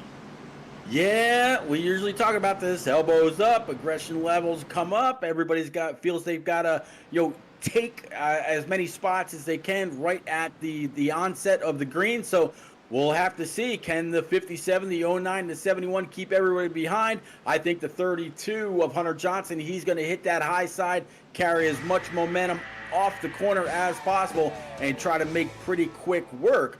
61 of Micah Allard right behind him as well. And then Jonathan Hernandez on the bottom behind Mike Papa Bear Campbell. So again, just the top three stayed out coming off of turn number 4, coming back to the line, Eliza. Yeah, we're getting ready to go back to green. Smooth operator, thank you so much for the follow. I appreciate it. Welcome. These guys going to restart right here, coming up. 18 to go, and Hunter Johnson, 71. Oh, everyone is going to kind of jumble up here. That outside line, 32, is all over him, trying to get him to go. The 61 going to bring it down low. We are 3 wide already, and this is going to be for P4. Yeah, Mike Pop Bear Campbell getting a little contact from the 61 of Mike Allard working underneath him. Mike Campbell able to save that 20. High, wide, and handsome, getting right back up to the back bumper of the one of Hernandez. A little bit of contact there with the momentum. Right now, the 09 still in the lead, but Hernandez is going to be looking low. Caution's out. Changed our view there on the camera, and we just saw absolute chaos. Matt Burgess involved, Philip Bridgman, Francis Hamilton once again. So no surprise here. That is just absolutely chaotic. We'll see a replay and find out exactly what happened as these things get a little crazy here. Yeah, we said it just as they were going around to get ready to take the green.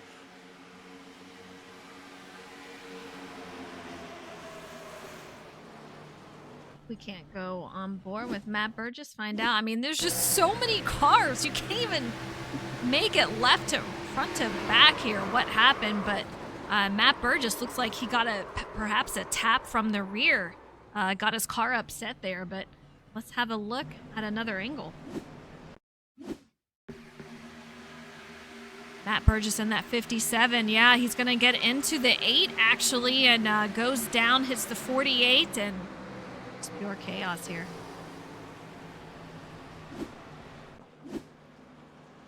All right, Pete, we have another caution out.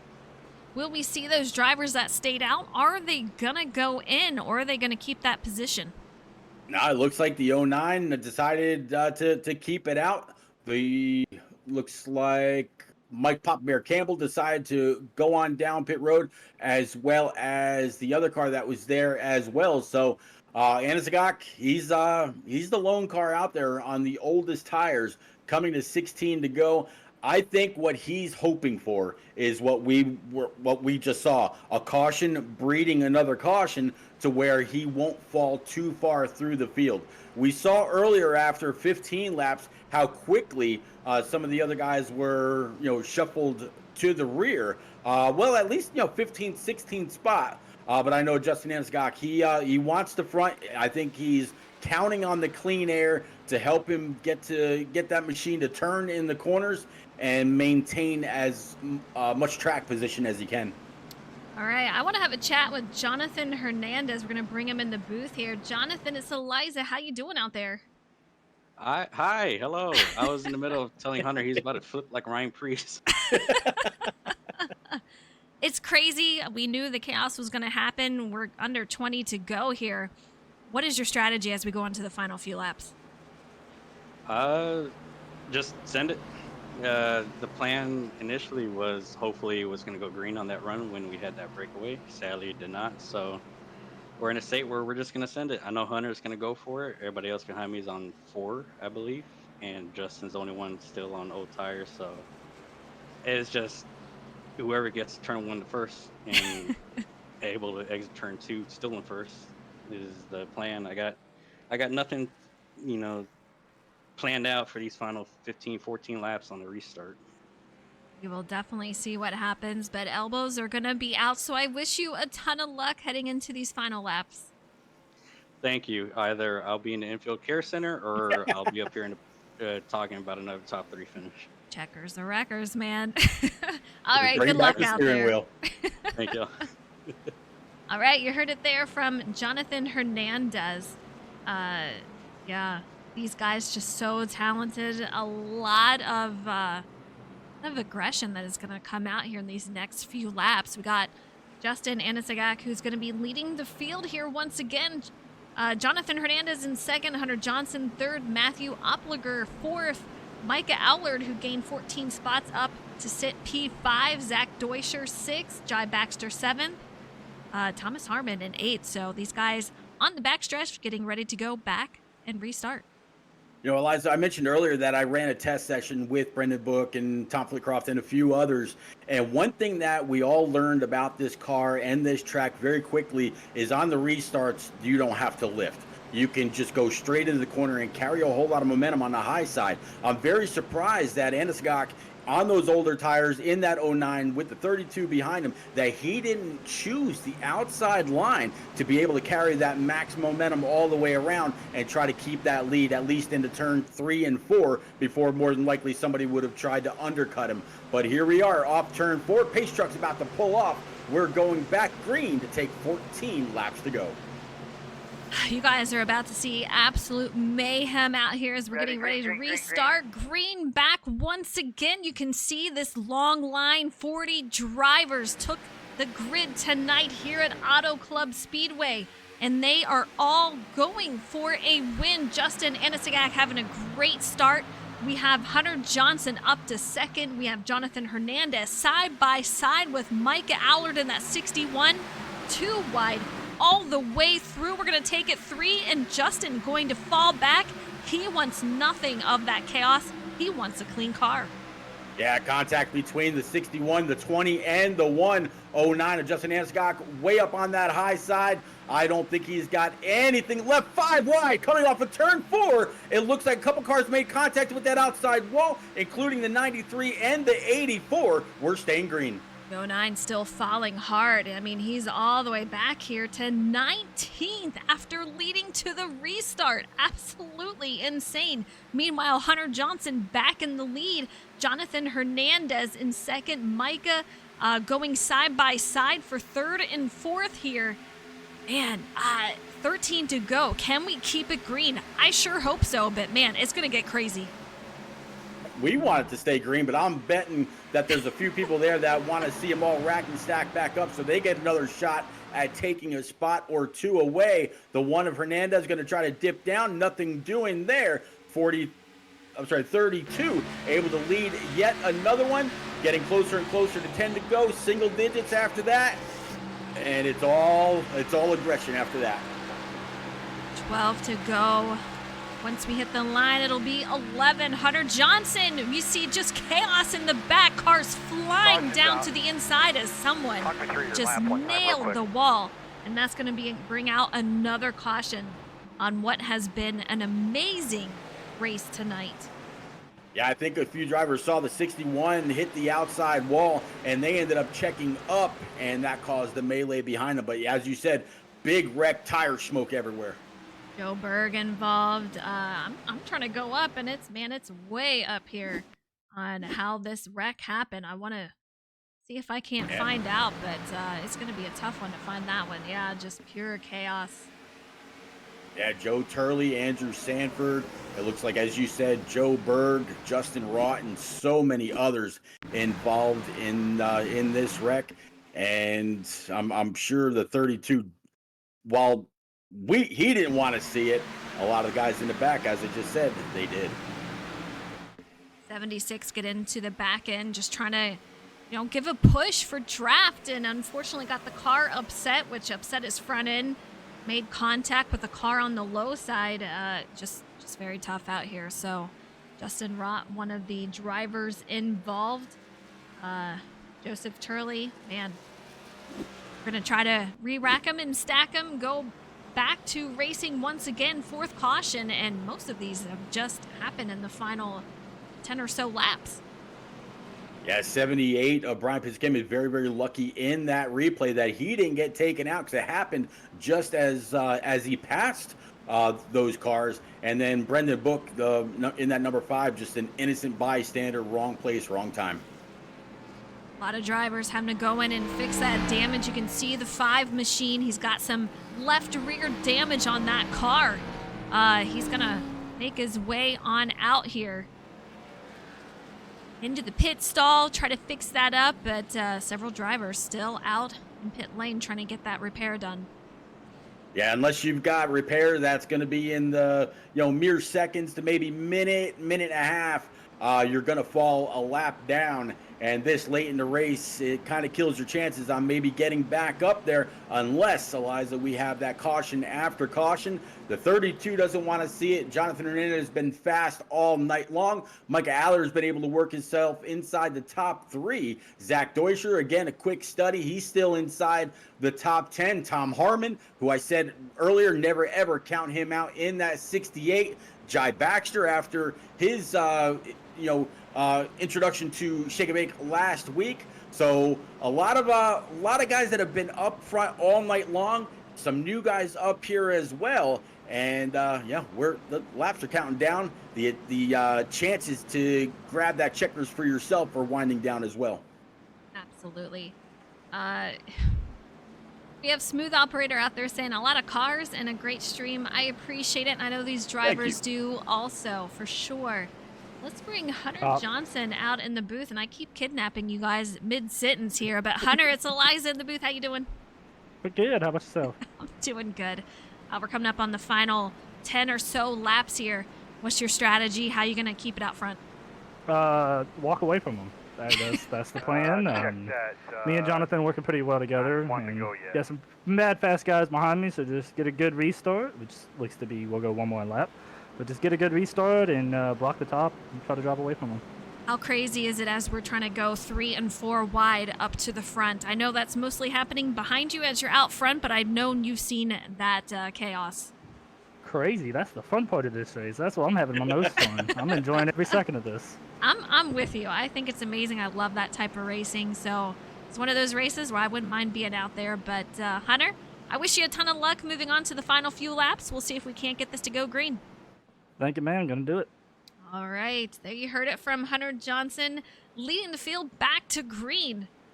He loves it when he's out front, and he says, I'm just going to put these guys behind me. I have no doubt in my mind. He was very, very fast from the onset of the race, right along with the 1. We were talking about them a little bit ago. 61's been able to work himself up inside the top 3. The 20, he's up He's up 3 spots from where he qualified. Mike, I mentioned that he's been able to work his way in. He's up 15 spots. And Tom Harmon in that 68. No more Avril Lavigne. He's up 8 spots right now inside P at number 5, as it looks like the pace lights are still on. Going around one more time. Yeah, I don't know what's going on out there, but we do have a lot of drivers on pit lane still. Kevin Dalator, Joseph Turley, Justin Rod out there, Jarrett Cardwell, Andrew Sanford, and Joe Berg, all trying to get that damage repaired from that earlier incident. All right, so what do you think about Tom Harmon in that? I keep, after 5 years of saying that Avril Lavigne Camaro, for him to take that away from me, it's just like Jimmy Cocker in the 31, now in the 11. But Tom Harmon, I mentioned it when he was way back, seconds and seconds back. Never, ever count him out. Here he is inside the top 5. Zach Deutscher in the 25, right behind him, talking about PJ O'Leary in the 2.5 Chevrolet. So they're all right there. It takes nothing to try to throw that car in. Just getting it to stick is what matters. Absolutely. And we have a lot of strong drivers out here, some teammates to help out. So you just got to survive. That's basically what we have to do at this point. Just, again, a lot of talent, a lot of drivers trying to get that win. Only 3rd race of the season, and it's Auto Club. So anything can happen. And we've already seen that anything will happen.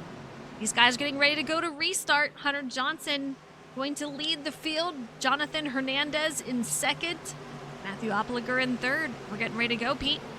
Yeah, pace truck is off. 32, 1, 20, 61, 68, and 54. Your top 6. Green flags in the air. We're back racing. Take a look throughout this field. We'll see how crazy it can get. We still have a car just trying to make their way up through the field. You can see in 31st place, that is going to be Kevin Dalator, driver spotlight of the night, but 3 wide for P2, and we're going to be almost 3 wide for looks like 5th. But man, these guys are off and running, and we're going to have Jimmy Cocker has made his way almost into the top 10. Great job for him.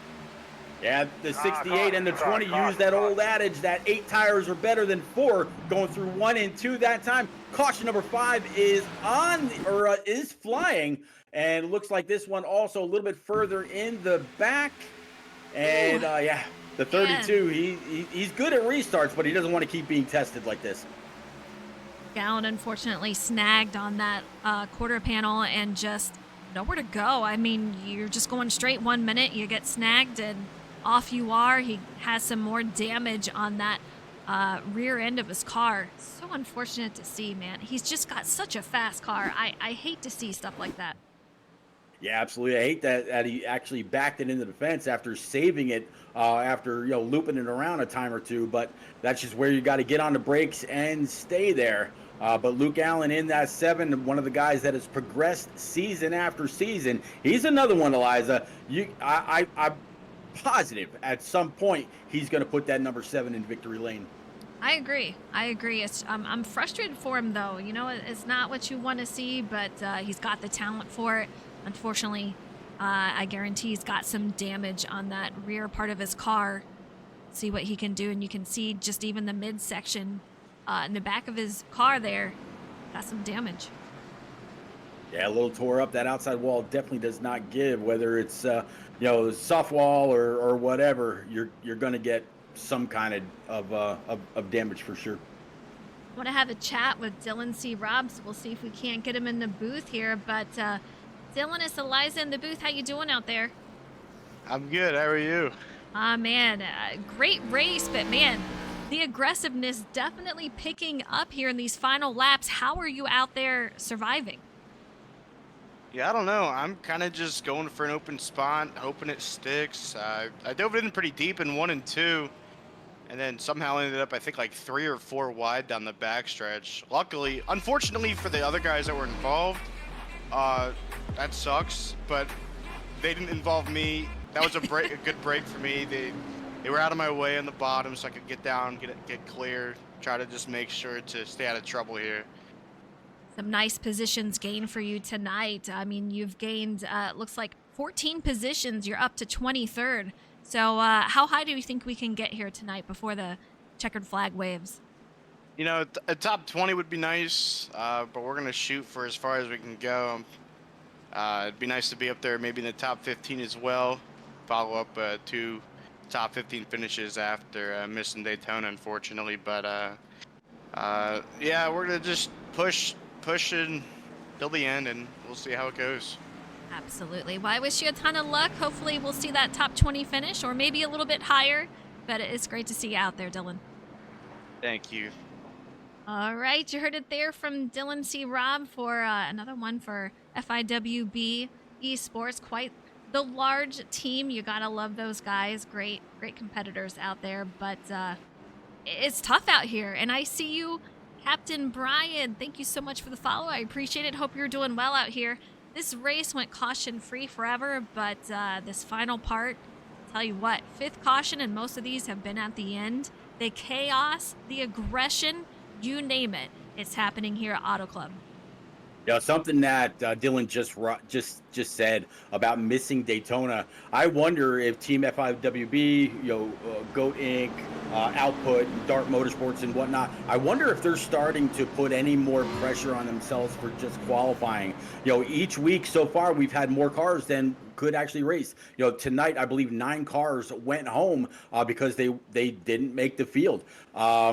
That just goes to show that missing Daytona or missing Phoenix, missing tonight's race, that's got to give a little more push to make sure you get that qualifying practice in, whether night of or the nights leading up to a race, to make sure that you're in the field as we go through the grid each night. Yeah, you definitely have to put in the practice and make sure that you are fast enough to make it into the field. I mean, tonight we had such a huge field, and unfortunately 8 or 9 of them had to go home, and FTR being one of them, Jordan McGraw. Yep. And I don't think he's really ever missed a race, so I know he's got to be bummed about that, but we're getting ready to go back to green, hopefully, for the final time. And, yeah, we'll see who's going to win it here tonight. Green flag. Well, it's a true 3 lap to go. 32 hard on the throttle. Looks like you got a better shot than the 20. And then right behind him, PJ O'Leary in that 25 on the bottom. Pushing the 20 is that 68 of Tom Harmon. Again, side by side, 3 wide for about P4. 20 trying to show a little bit of challenge underneath. Can he hold it? The 32 is going to have to keep him pinned down. They come up and off. 32 carrying momentum. Looks like the 20 is going to try to side draft him as the 25 and big wreck behind him. I mean, just pure chaos. The 45 around just 4 and 5 wide. There's not enough room to go here and do that. You're going around the corners and you're going to slide up. It's just how it is. It's tight here. It's snug. So you have to give each other a little bit of room. But these guys, they are just taking every piece they can. There is so much take, not a lot of give, and that's what we're seeing right now. So I hate to see it for the end here at Auto Club, but man, such a great race, and I want to take a green for the rest of the way home here, Pete. Yeah, I'd love to see it go green too, and so would the 32. A first attempt at a green-white checker. I believe we have 3, if I'm not mistaken. But that 20 was definitely all over the side of that 32. And now as I look up front, it's actually saying that Matt Opliger was ahead of the 32 at the time of caution. We'll have to see if that's right or if Matt Opliger is just up there looking for some clean air. Not 100% sure, but if that's the case, the 20 could be in the power seat, because I tell you what, that was a power move to try to pull that 32 back, and the 25 and the 68 right behind them. Matthew is indeed the leader here. You can see Joseph Turley in that 13 car making his way to the back of the field here, but the 20, Matt Opliger, he will be leading the field up 10 spots from where he started. Hunter Johnson in second, PJ O'Leary, how about that? Sitting P third, Thomas Harmon, fourth, Micah Allard in fifth, Jai Baxter, who he was kind of involved in that whole last incident. These guys just making contact. I don't even know who bumped who first, but just so many cars in such a short space. You're going to have some bumping going on. Absolutely. Jonathan Jurgensmeyer, P7, up 26 spots. And if I'm not mistaken, that actually makes him tonight's biggest mover. And yeah, indeed, Zach Deutscher down 6 right now, running P8. Jimmy Cocker 9th. So big rebound for that number 11 to get back inside the top 10. And then Jonathan Hernandez in that one who we talked to just a little bit ago. He said it was all about full send. Right now, he's got a little bit of work to do. Matt Gale 11th, Brian Pizzichemi in P12, P13 is going to be Jamie Wright. Tom Flitcroft in 14th, was almost involved in his most recent caution. And then Justin Anisgok back in 15th. He decided to come in for fuel and tires, or at least tires, on lap 90. We'll see if that 09 can make any ground in this green-white checker attempt number 1.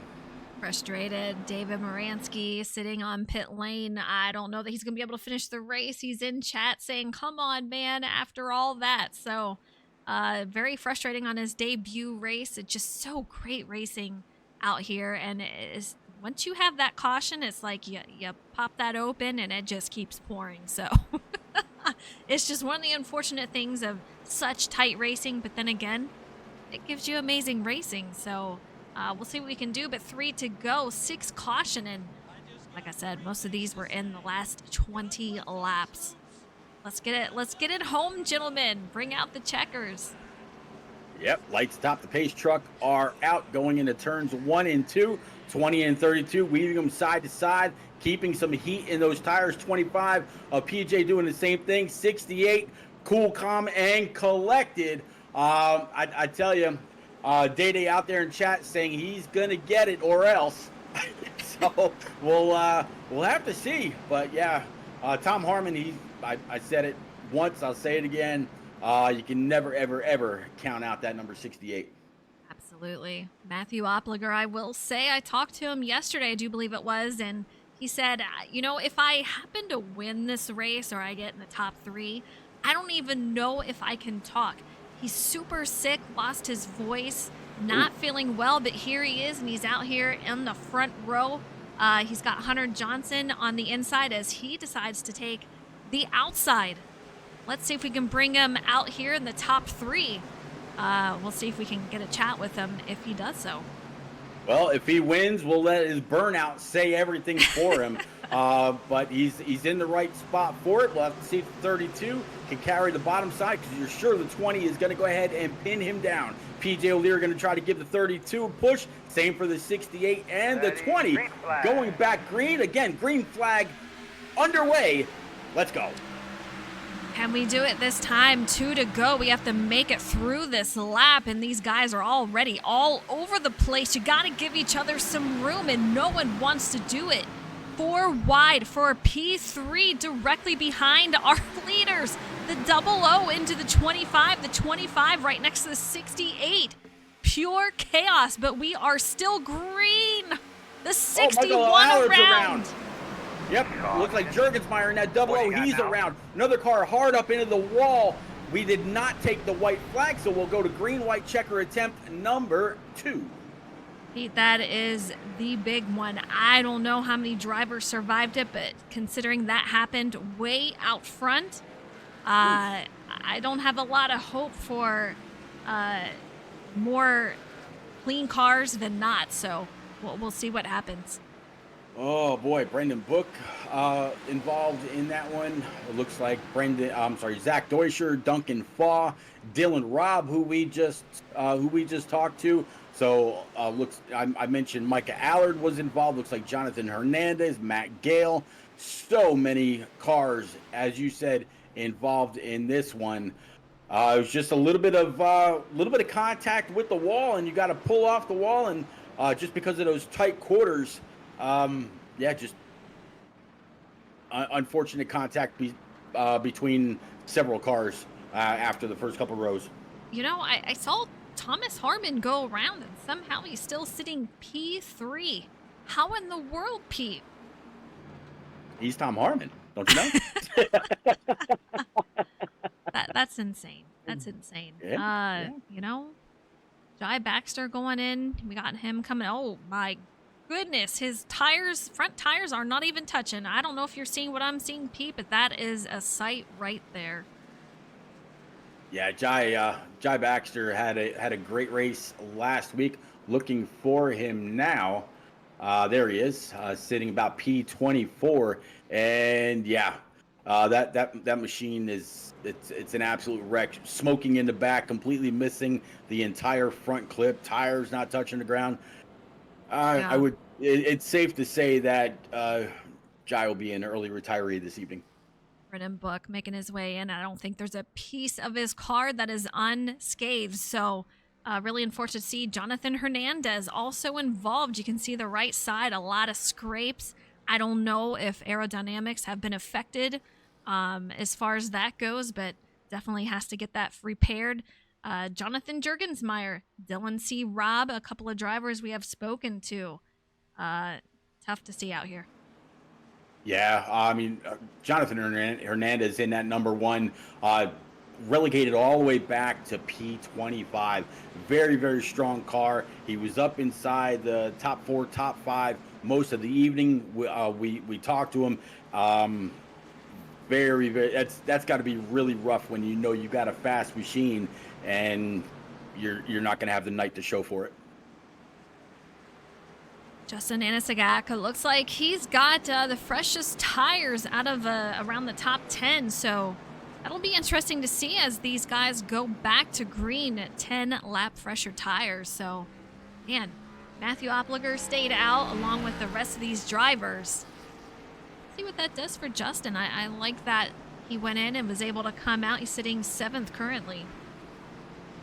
Yeah, Justin, I think he's going to really put on a show here. Straight out of Alaska, out there in chat, says 09 and P7 with fresh tires. Oh, yeah, see? Yep, there you go. And I have no doubt that 09 is going to be hammered down, as it kind of looks like an old Rowdy Burns scheme from Days of Thunder. I think he's going to be hammered down for these last few laps. Again, green-white checker attempt number 2.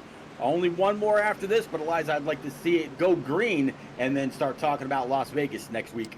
You and me both. Yeah, we got Las Vegas, which, another similar track here, drafty. As far as I remember, it's a lot more loose, though.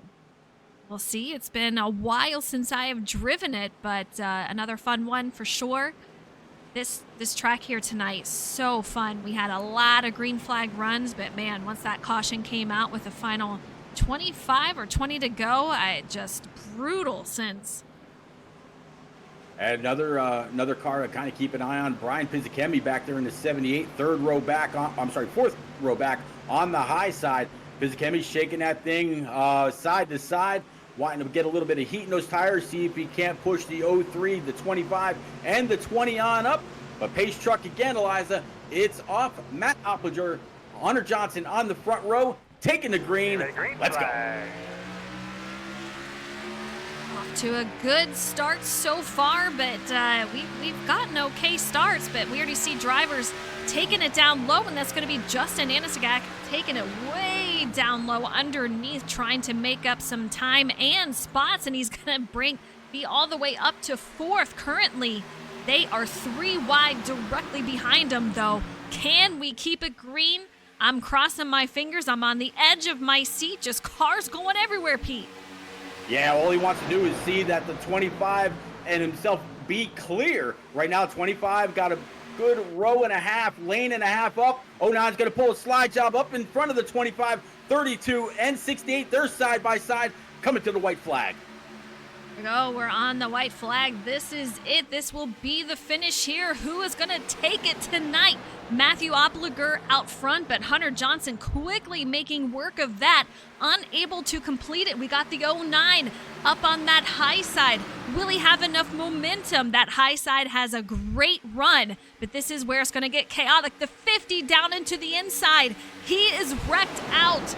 We have chaos happening all throughout the field. The 32 underneath. I don't know if he's going to have enough to take it, Pete. Yeah, I don't think anybody's going to have anything for the 20. 09 tags the wall, comes back down, tags the 32. It's going to be a drag race for second. Here we go. Matthew Opliger, he's going to take the win. The first of the season. Hunter Johnson in second. Justin Anasagak in third. Great run for these drivers. We're going to have PJ O'Leary. Great night for him, sitting fourth. Jamie Wright in fifth. Brian Pizzichemi in sixth. Thomas Harmon seventh. Jimmy Cocker eighth. Tom Flitcroft ninth. And Micah Allard. He's out here in the top 10. Oh my goodness, what just happened? Good rebound for Micah Allard. Michael Walls, Brody Falliker, Matt Burgess. Matt Sisler is going to be 14th. 15th, Francis Hamilton. Matt Gale, 16th. Kevin Dallator, 17th, after not sure if he was going to be able to make the field. Duncan Faw, 18th. Philip Bridgman, 19th. And 20th is going to be Austin Mitty. All right, I'm going to try to get these drivers in here. And Matthew Opliger, he is sick. I'm not sure if he's going to be able to get in the booth, but man, we're going to watch him celebrate right now and get the remainder of these drivers in the top three. Get them on in here. Yeah, it'll be Hunter Johnson and Justin Anasagak. I'll go ahead and grab Justin right quick. There we go. And then, yeah, we said we might be talking about, just letting the 20 talk through his burning, and that's exactly what he's doing here in California. He's doing a little bit more than dreaming, Eliza. He got the W. Absolutely. Take a look at that burnout. Huge celebration from Matthew Opliger. Great job for him tonight on this final part of the run. I know he's enjoying it. Hunter Johnson finishing out second. Justin Anasagak third. Man, Auto Club, what a night, Hunter. I know you finished out second in here. Take us through your race on these final few laps and trying to survive the chaos. Oh, it was a great race. Definitely enjoyed it. Qualified way better than I expected. I didn't really get any practice, so I kind of just winged it for the long run. And luckily, had track position early. Stayed out front all race. Played a little tire saving, a little strategy. Had a good group of guys that we were running with there in that pack. That was fun. A little slow on the pit stop than I liked, but was able to keep the gap. Had a good battle throughout the whole race. There at the end, just caution after caution, just all the restarts kind of hurt me. He got out on me on one of the restarts, and I thought I had him on that last restart there. Thought I had him by a good half a car or something, but I guess iRacing didn't like me, so they let him have it. So come home second, not happy about it, but it happens. Ready to do it again next week. Yeah, it was a wild one tonight, but man, you survived all the restarts. A clean race until the final part. How did you feel about Auto Club coming into tonight, and how do you feel about it now? I didn't know what I was doing before I made lap one. So, really, my first laps in pack in race was right there at the end. So I wasn't ready for it, but I guess it worked out for me pretty good. Well, there you go. Well, congratulations on a second finish for tonight. You did a great job, and man, it was fun watching you guys out there. Thank you. Can't wait to do it again next week. There you go. All right, Pete, you want to go ahead, Matthew Opliger, if he is up to it. He is our winner for tonight. We'll see how he's feeling. Matt, it's Pete. You got me, sir? I do. All right. I won't make you strain those vocal cords too much. We mentioned it before. We were going to let your burnout do your talking for you. If you happen to go ahead and grab this W, you absolutely have one great finish for you this evening, up 10 spots from where you originally qualified. What'd you think about the combination between Auto Club and the Gen 6 for this season? I was very skeptical going into the season with the Gen 6, but after Phoenix, I thought, man, that's pretty fun on short tracks, and then after tonight it was so bumpy, it was so loose on the long runs. I was pretty happy with it. Even on the short runs, it felt kind of loose at times. So yeah, it was really fun. Well, grabbing the W this evening automatically punches your way into the chase, if I'm not mistaken. How do you attack next week at Vegas and all the races that are left now before we actually start the chase? I guess just the same way as tonight, just kind of go with the flow. I know it's pretty easy to mix up positions every lap, so just kind of keeping it under you, keeping kind of into in the race for the final 10 laps, because that's what really matters. It's definitely a great race, great show. Saw you, door to door with the 68 and several others all evening long. Congratulations on this W. Enjoy it, and we'll see you next week in Sin City. Thank you. You got it, Eliza.